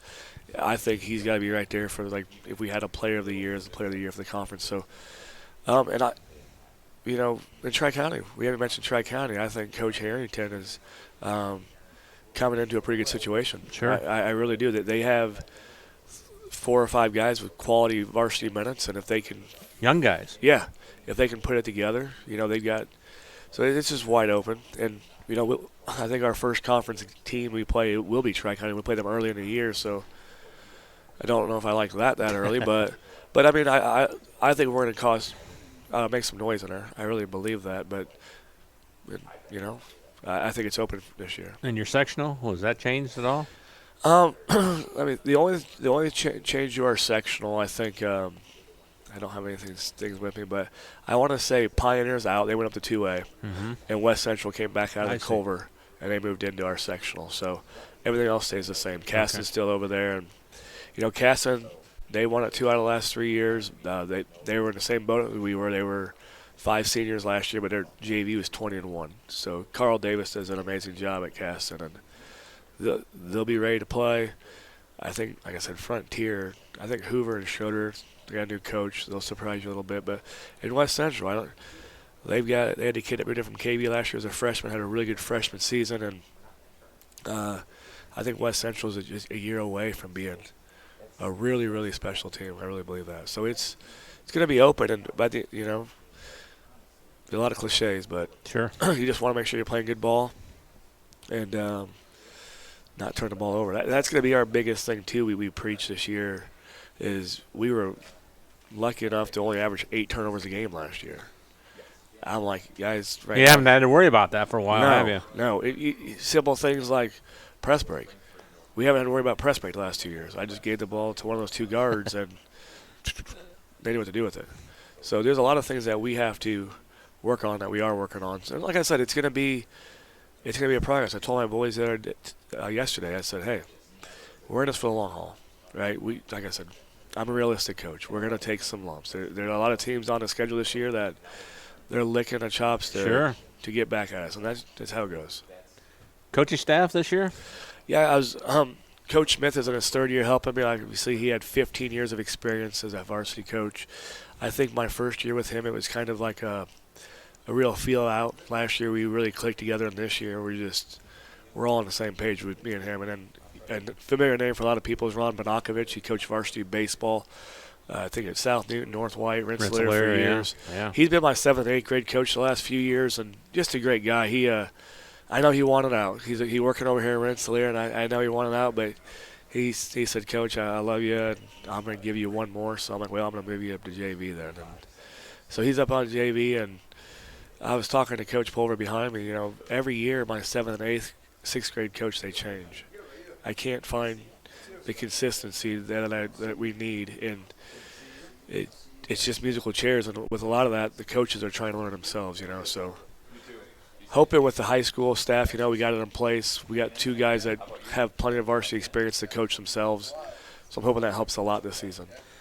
Matt, can't wait to see a little North White basketball on the schedule here, and look forward to talking to you each week. We'll take a break next week. We'll be here, and we'll see you in a couple weeks, all right? Sounds good. Everybody have a happy Thanksgiving. We'll see you in a couple weeks. All right, Matt Sipkema from the North White Vikings back with more. The Coach's Cage on 3KGthecage.com right after this. High-quality personalized dental service is what they do at Hillcrest Dental. For over 40 years, generations have relied on Hillcrest Dental for beautiful, healthy smiles. Dr. John Ayler and Dr. Jack Drone look forward to seeing you for your next dental visit. For information or to set your appointment, call 219-866-7117. That's 219-866-7117. Or visit hillcrestdental.net. Hillcrest Dental is a proud sponsor of all high school athletics. Meet you at Arnie's, Rensselaer's go-to pizza and so much more. Pizza, sandwiches, burgers are here. Don't forget about dessert. Wings, cheese sticks, garlic bread too. Arnie's pizza menu has something for everyone. Dine in or carry out in the best pizza in town. Located across is that by the end of the be important, and the guys bought in and they worked really hard, and we got over a hump and were able to put a nice run on, and really walked into that sectional as underdogs and were able to win the sectional. So that's why what's written on paper doesn't mean very much. You still have to play the games. That's and right. And that played well for us. Sure. I think all of us in our own locker room believed in what we were doing, knew that where we were at that end of the season was not reflected by what had come the previous months, and I don't know that a lot of other people saw us that way, and which is fine, and that's why I was very happy with the result. I think I was happy for the boys to let them experience that, and it had been 17 years since Rensselaer's won a sectional, and so to have them be able to have that experience together, I think was really special. And the community too, man. You guys. It was great. It was one of the. It was very fun, and Winnemac was hosting, and they were a great host site. They allowed for us to just take in the moment. Our families were there, and the students were having a nice time together, and they didn't try to shoo us out so they could start sweeping the floors. And so that was really nice. And then the bus ride home and being able to experience that and having people, honestly, lined the streets in order to honk and celebrate with us, and then met us back at the school that evening, and it was a very nice experience. And that's something you'll never forget, right? No, absolutely that's not. a memory of a lifetime. Yeah, it was a lot of fun, and it was really special, and I think that it galvanized that group of guys together, and I think they'll always have that connection with each other. And it also, for the guys that are returning, I think connected them to, this is what we're working for. Make it 2 in a row. Well, that's the goal, is that, we start with the intensity and the execution that we ended that season with, and get ourselves back on pace and with that focus and with that execution. What'd you finish last year, and how many guys did you lose off the team? We lost Tate and Brody. So Tate Drone and Brody Chamness were our 2 seniors that graduated last year. And so of that sectional run, we have most of the guys back. And that's a really unique experience. And so we have 6 seniors this year. And then with the junior class, we have 4 juniors, and then we have a sophomore with Corbin Matthew, who is You're loaded with upperclassmen, then, aren't you? We are, and we're very cognizant of that when we know that the senior class can cover a lot of mistakes and errors and things that maybe go the wrong way because the numbers of those seniors are so much. And so what we're trying to do is make sure that as these seniors are going through, that they're passing on that knowledge and pulling these underclassmen with them, the juniors and the sophomores that are playing with them, because we need the program to take a big step forward. And so this is a big year for us because we can pass on a lot of knowledge to a number of students, a number of athletes, and have that program stay intact. Well, the Bombers basketball thing do in the summertime? We work out every day, so Monday through Friday. We lift 3 times a week. We play every day. A couple of the days we are focused strictly on offense and defensive things, and then a few days a week it's literally just we lift, we do some conditioning, and we roll the balls out and we let them play. We allow for people who are alums to come back or people in the community that want to play. We really try to create high-level basketball for our boys to be able to experience, and so that was very profitable for us as far as like getting the payoff for getting basketball skill. I thought that was really a good experience for the guys. And we also went to a team camp. It was an AAU tournament, but we went as a high school team, and we were in the round robin as well as the tournament. We were the only high school team, varsity and JV, that were there. We're playing against AAU teams, and so they were very stacked with talent. But the walk away from us is we won our tournament, and so we walk in against the Pittsburgh All-Stars, and we win. And so that was really fun for the guys to realize that they can play, and they can play at a pretty high level. And so it really was a nice experience for the guys. How are the numbers this year? Well, everything is based on staying healthy and not having things, have the wheels fall off the bus. But right now we're sitting at 23 guys, and we're able to run 10 of the JV guys, and then the other guys are on the varsity side. We have a couple injuries that are banged up, and you're just starting the season. Come on. Well, unfortunately, I wish I could say it was just some fluke thing that happened in the practice area, but this was something that happened in school. It was a really unfortunate experience, and the guy has a concussion right now and a back injury from something that happened in the last period on Monday. What is it? West Central lost their best player, their football team, because of an injury in school. Yeah. During lunch. I wish that I could defend it, but this is something I was very frustrated, and I feel terrible for our player, and I know that he was very frustrated that it happened. It wasn't necessarily because of a fault of something that he did, right. And so I want him to get healthy, but it may be a few weeks. And so that, getting through the holiday and trying to get him where he needs to go. And so, but little things like that. And, Sure. But as far as the other pieces, I feel like we're moving forward. We have, the typical bumps and bruises that happens in the second week of practice. But other than that, we're hopefully holding it together. Now, I know flu season's hitting us. Sure. I know that COVID is still swirling in our community. So I've learned over the last couple of years that we take the person that's there that day, and we don't necessarily count on anything else. So, but we've been lucky so far. Tell us about some of your key players. Well, like I said before, we have some guys that are returning. So the two top scorers that are returning for us this year, Tristan Wietrich and Colby Chapman. They're both seniors this year, and they'll be our backcourt with bringing the ball to the floor, moving the ball around. We have the other seniors that got a lot of time for us last year with Cassius Pulver and Noel Marchand, who were also able to play inside. Noel's an inside and an outside guy for us. And Tommy Boyles, who went out the first game of the season last year with an ACL, he played a full tennis season this year in the fall and is back. And so we're very excited to have him part of what we're doing. Isn't that amazing how medicine has changed? Yeah.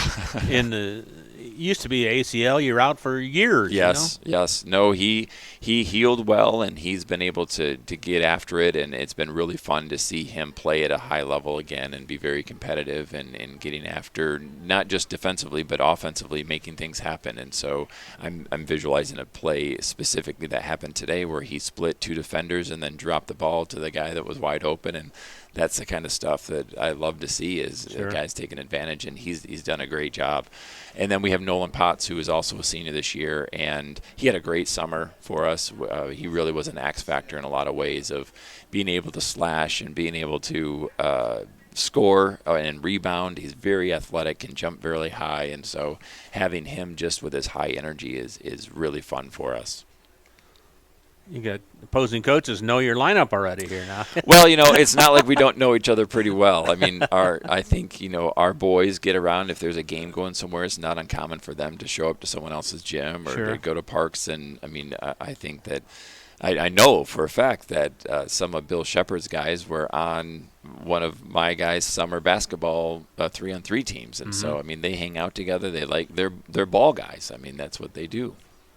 Well, opening up against KV, right? We're starting with KV this year, which is the first time that I've been involved where KV was the first game of the season. Usually we play them the week after Thanksgiving. Then COVID shifted that, and so we punted toward the end of January, early February, and we did that for 2 years.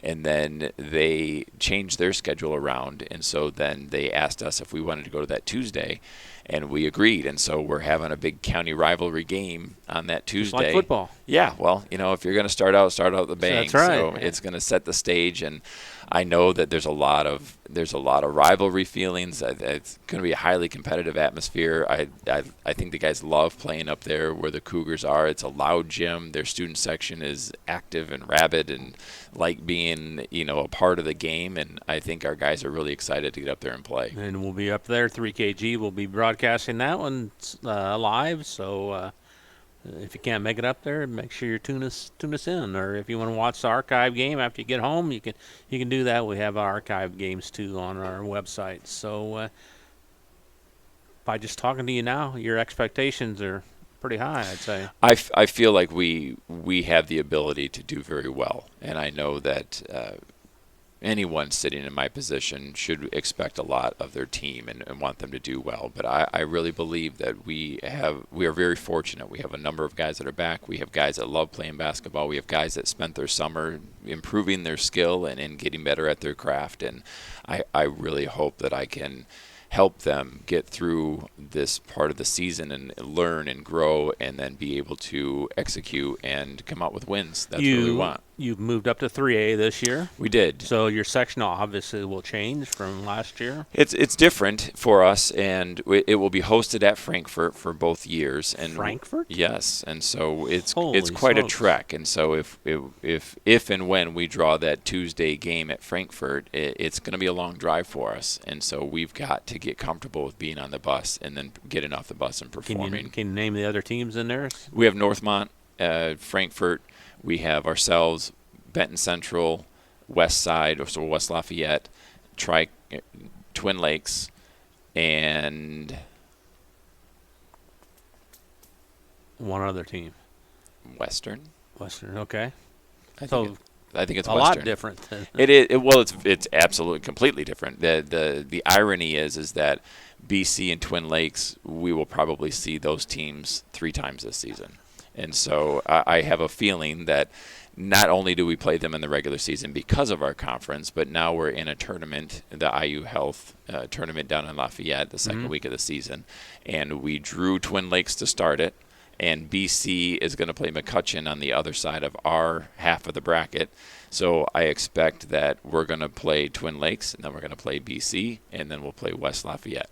And we're going to play them all in the IU Classic, and then we're going to play them during the regular season, and then we're going to play those same 3 teams in order to win sectional. Wow. So that's what I'm predicting for ourselves. What do you think? Preseason thoughts on the Hoosier Conference? Well, Lafayette Central Catholic is a team that we haven't beat since 1996. So is that right? Yeah. So for us to sit like, oh, they're going to be down, that doesn't mean anything. It doesn't mean anything to us. So we have got to beat certain teams. We have not beaten Twin Lakes in about 10 years, and we haven't beaten.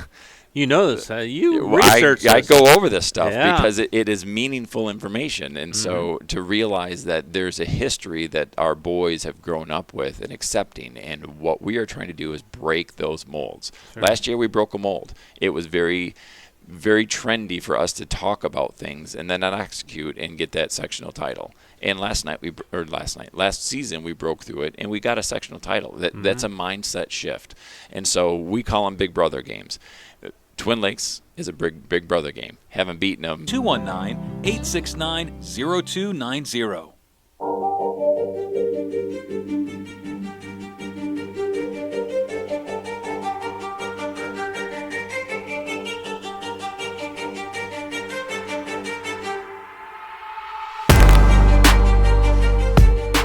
All right, here we go. The last cleanup hitter right here. It's Ricky Monemeyer, the new coach at South Newton. Ricky, you've been around this area a long time, though. Played South Newton, and you get your first crack at a head coaching position. Congratulations on that. Thank you. Yep, I'm very excited to get started. Now, tell us a little bit about your background, in case people don't know anything about you. Okay. Yeah, I graduated from South Newton in 2013, so I played when Coach Hall came back, his first year back after the retirement. And then, went on to college, did different things. I coached at Rensselaer for basketball for 4 years, I believe. Coached with Chad, didn't you? Yep. Coached with Mark McFarland for 3 years, and then Chad for his first year. And then I jumped over to South Newton when Coach Sammons took over as the varsity coach, and he asked me to come over to be the JV coach. So I did that for the last 4 years, and now I'm here ready to take the reins of the varsity group. So just like Ryan Harrington with Tri-County, who was a JV coach, you get a built-in advantage because you've coached all these guys, right? Yep. So basically our varsity this year is my JV group from last year. Is that right? Yeah. We we graduated the 5 seniors from last year. We have 1 returning starter, and then the rest are guys that played bits and pieces of varsity, but for the most part they were JV kids. So. What did the varsity Rebels finish last year? Do you know? We were 9-14 last year. 9-14, okay. A lot of close games. I know the first 2 games of the year we lost by 3 points each. So, we were right there for several of those games. And then obviously, the bigger gap games. I think we lost, what I'm looking at now, 3 or 4 games by 3 points or less. So we were right there between being a 12-win team and the 9-win team that we were. So I'm hoping to build on that this year. And, it's kind of nice coming in because a lot of teams don't know what we have coming in as far as a varsity group, just because if you didn't watch us JV last year, you don't really know how to scout us or what we're going to do offensively or defensively. But I really like the group that I'm working with. we're very versatile. We've got, I think, 4 kids that can really defend 1 through 4 pretty well. And then we've got 2 post guys that, I mean, they're big, they're strong, they both weigh 210 pounds, they're 6'3", 6'4". So we've got some size inside, and I'm really excited about the possibilities that we have this year. Now, did you get a chance to work with your team during the summer or no? Yeah, so I ran all the summer stuff. Coach Sammons had resigned after the end of last season. Nothing was official with the coaching until I think like August, as far as like the board meeting, everything else. But I was also in the process of interviewing for a teaching spot at South Newton, and I am teaching at South Newton now. So that kind of went hand in hand with each other. It helped out with me getting the varsity coaching spot. But yeah, we spent the summer. We did open gyms 2 or 3 times a week, or I think twice a week, and then we did lifting the other days. And then I think we played on Wednesday evenings. We joined Lafayette Summer League. There was teams from all over Lafayette area. I think we went against North White. We played Benton Central. We played Faith Christian. We played Lafayette Jeff. Played Tri-County. That might have been it. I can't remember, but pretty good summer. I mean, we got to see some different teams and see what we could do. Participation wasn't always great just because we split time with a lot of football kids, and they're doing 7-on-7s and their scrimmages and everything else. So sometimes splitting those kids is tough, but we try to coordinate with the other coaches to make time for both sports. You had a tremendous turnout for your team, right? Yeah, so when we did call-outs, we had 37 kids out. Obviously, we don't have 37 right now. No. We had a few seniors that first time playing wanted to come out and play, so we gave them a few days the first week of practice, and we ended up cutting those kids. But we're down to 28 now total, which is pretty good numbers. I think we have 10 freshmen, 8 sophomores, 4 juniors, and 6 seniors. So it's a pretty spread out group. Underclassmen have a lot of potential. There's a handful of kids that have never played basketball before, so that's new to them, especially coming in at the high school level, trying to pick up on speed, different offenses running, different drills, different terminology that they're not used to. So it's a learning curve for some of those kids, but I think the older group, the kids that I've coached the last few years, they've been a pretty good example. They've led practices, they've started drills out, we've put some new drills in, and they've been right there helping the younger kids get up to speed. So. Tell us about some of your key players you think are going to contribute this year. Well, returning starter, we have Corbin Cruz. Not big on scoring last year, but he was a big defender for us. Most times, more often than not, we put him on the other team's best player or best scorer as a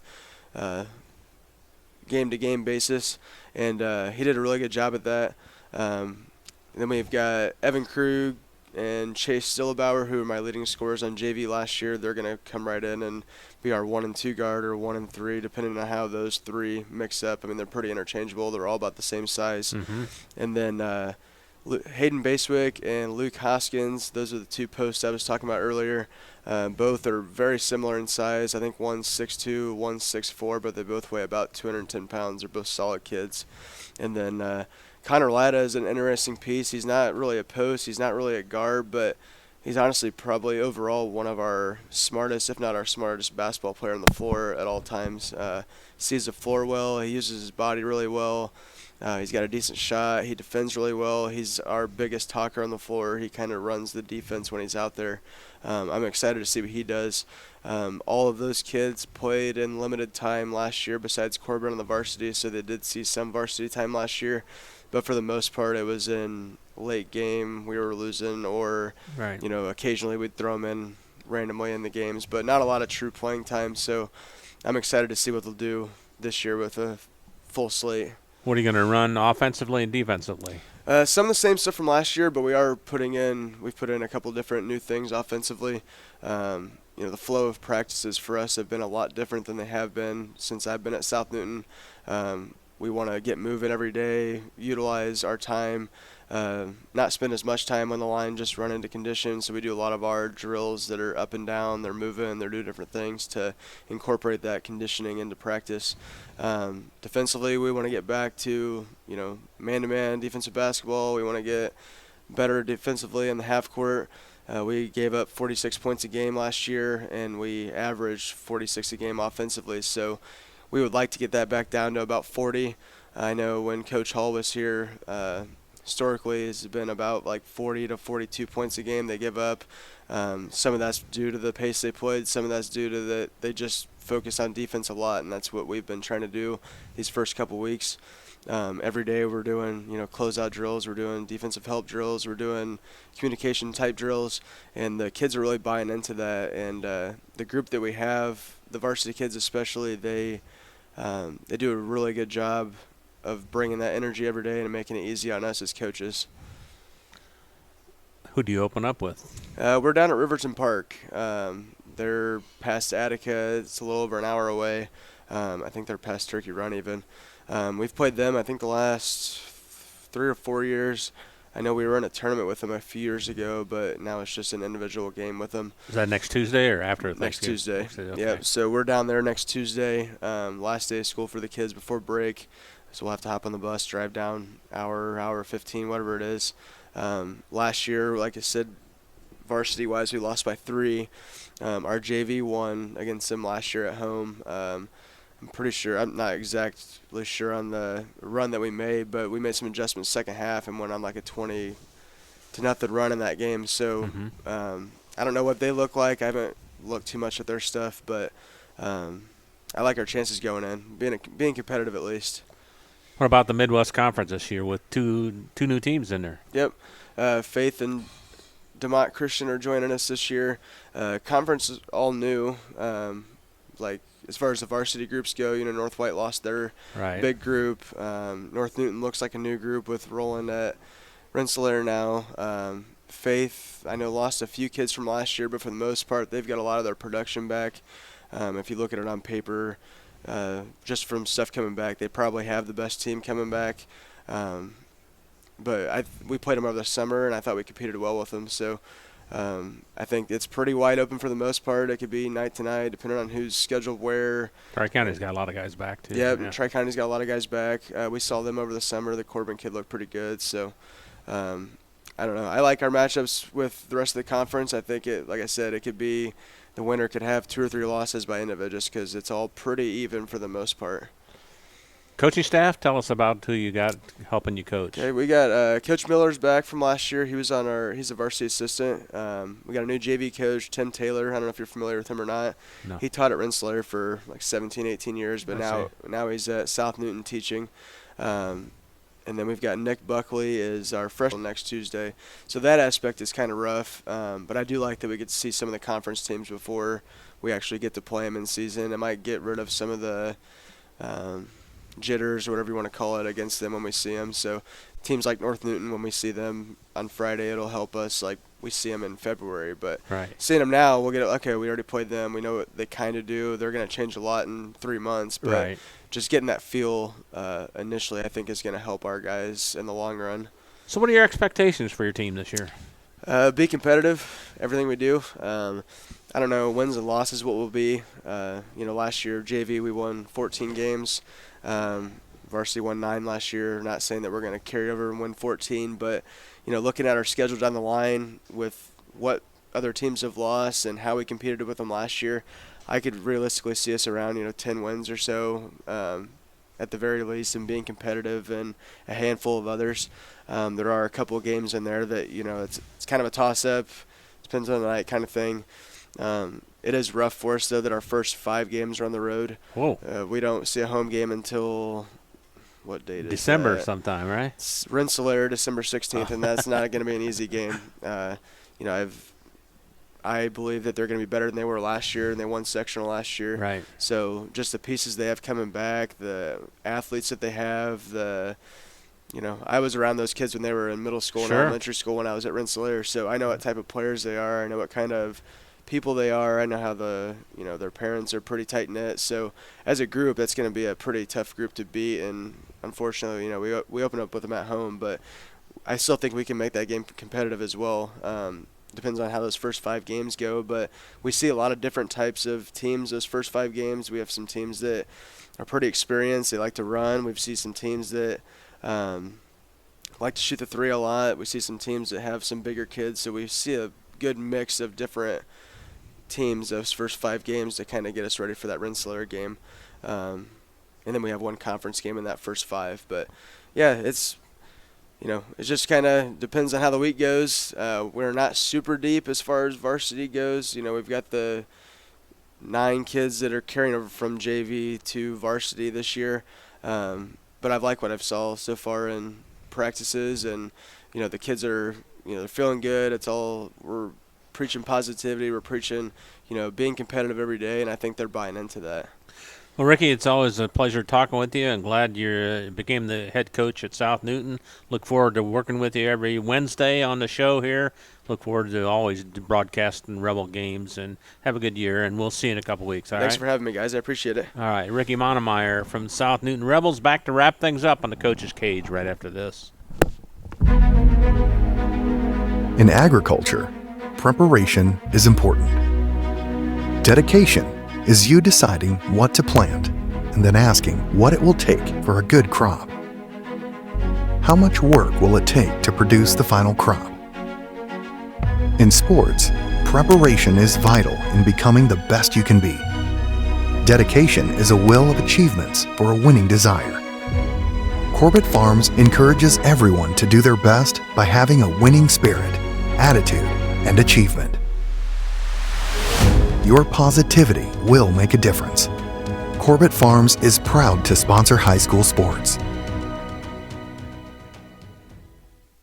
Founded in 1931, Community State Bank in Brook is your community bank.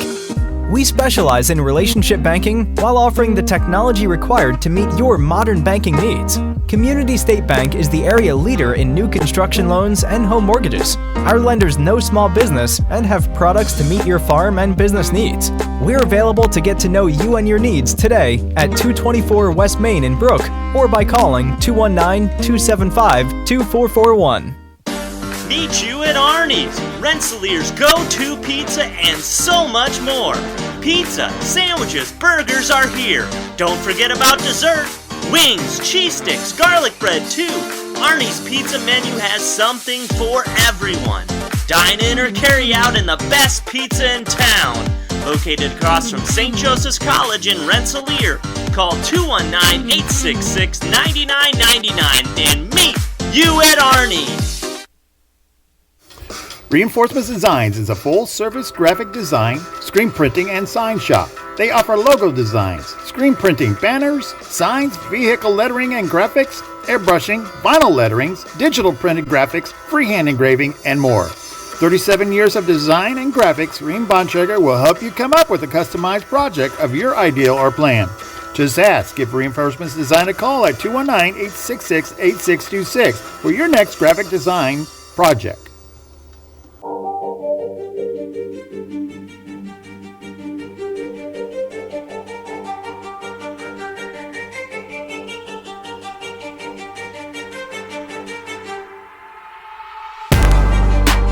All right, ready to wrap things up on the Coach's Cage, man. Season preview with the boys' coaches and the girls' coaches, man. It's a long one, but have to do it and enjoy doing it and enjoy all the coaches coming in and being a part of the show. That's for sure makes it go a lot better, and we do appreciate everybody. Hope we'll get more in a couple of weeks for the Coach's Cage. We'll take a week off next week because of the Thanksgiving holiday. Tomorrow night, though, it's girls basketball, Midwest Conference style, right here on 3KG. The Cage, as South Newton will host Tri-County. It's a 5 o'clock JV start, but they only play 2 quarters, so we'll be on the air probably around 5:45 with the pregame show in Midwest Conference play, Tri-County at South Newton. I'd like to thank all our sponsors for making the broadcast possible, and Arnie is here for hosting us, and Scotty Miller, a great job running the board and taking care of things, the camera and all that stuff tonight. For Scotty Miller, this is Bob Kurtz. So long, everybody.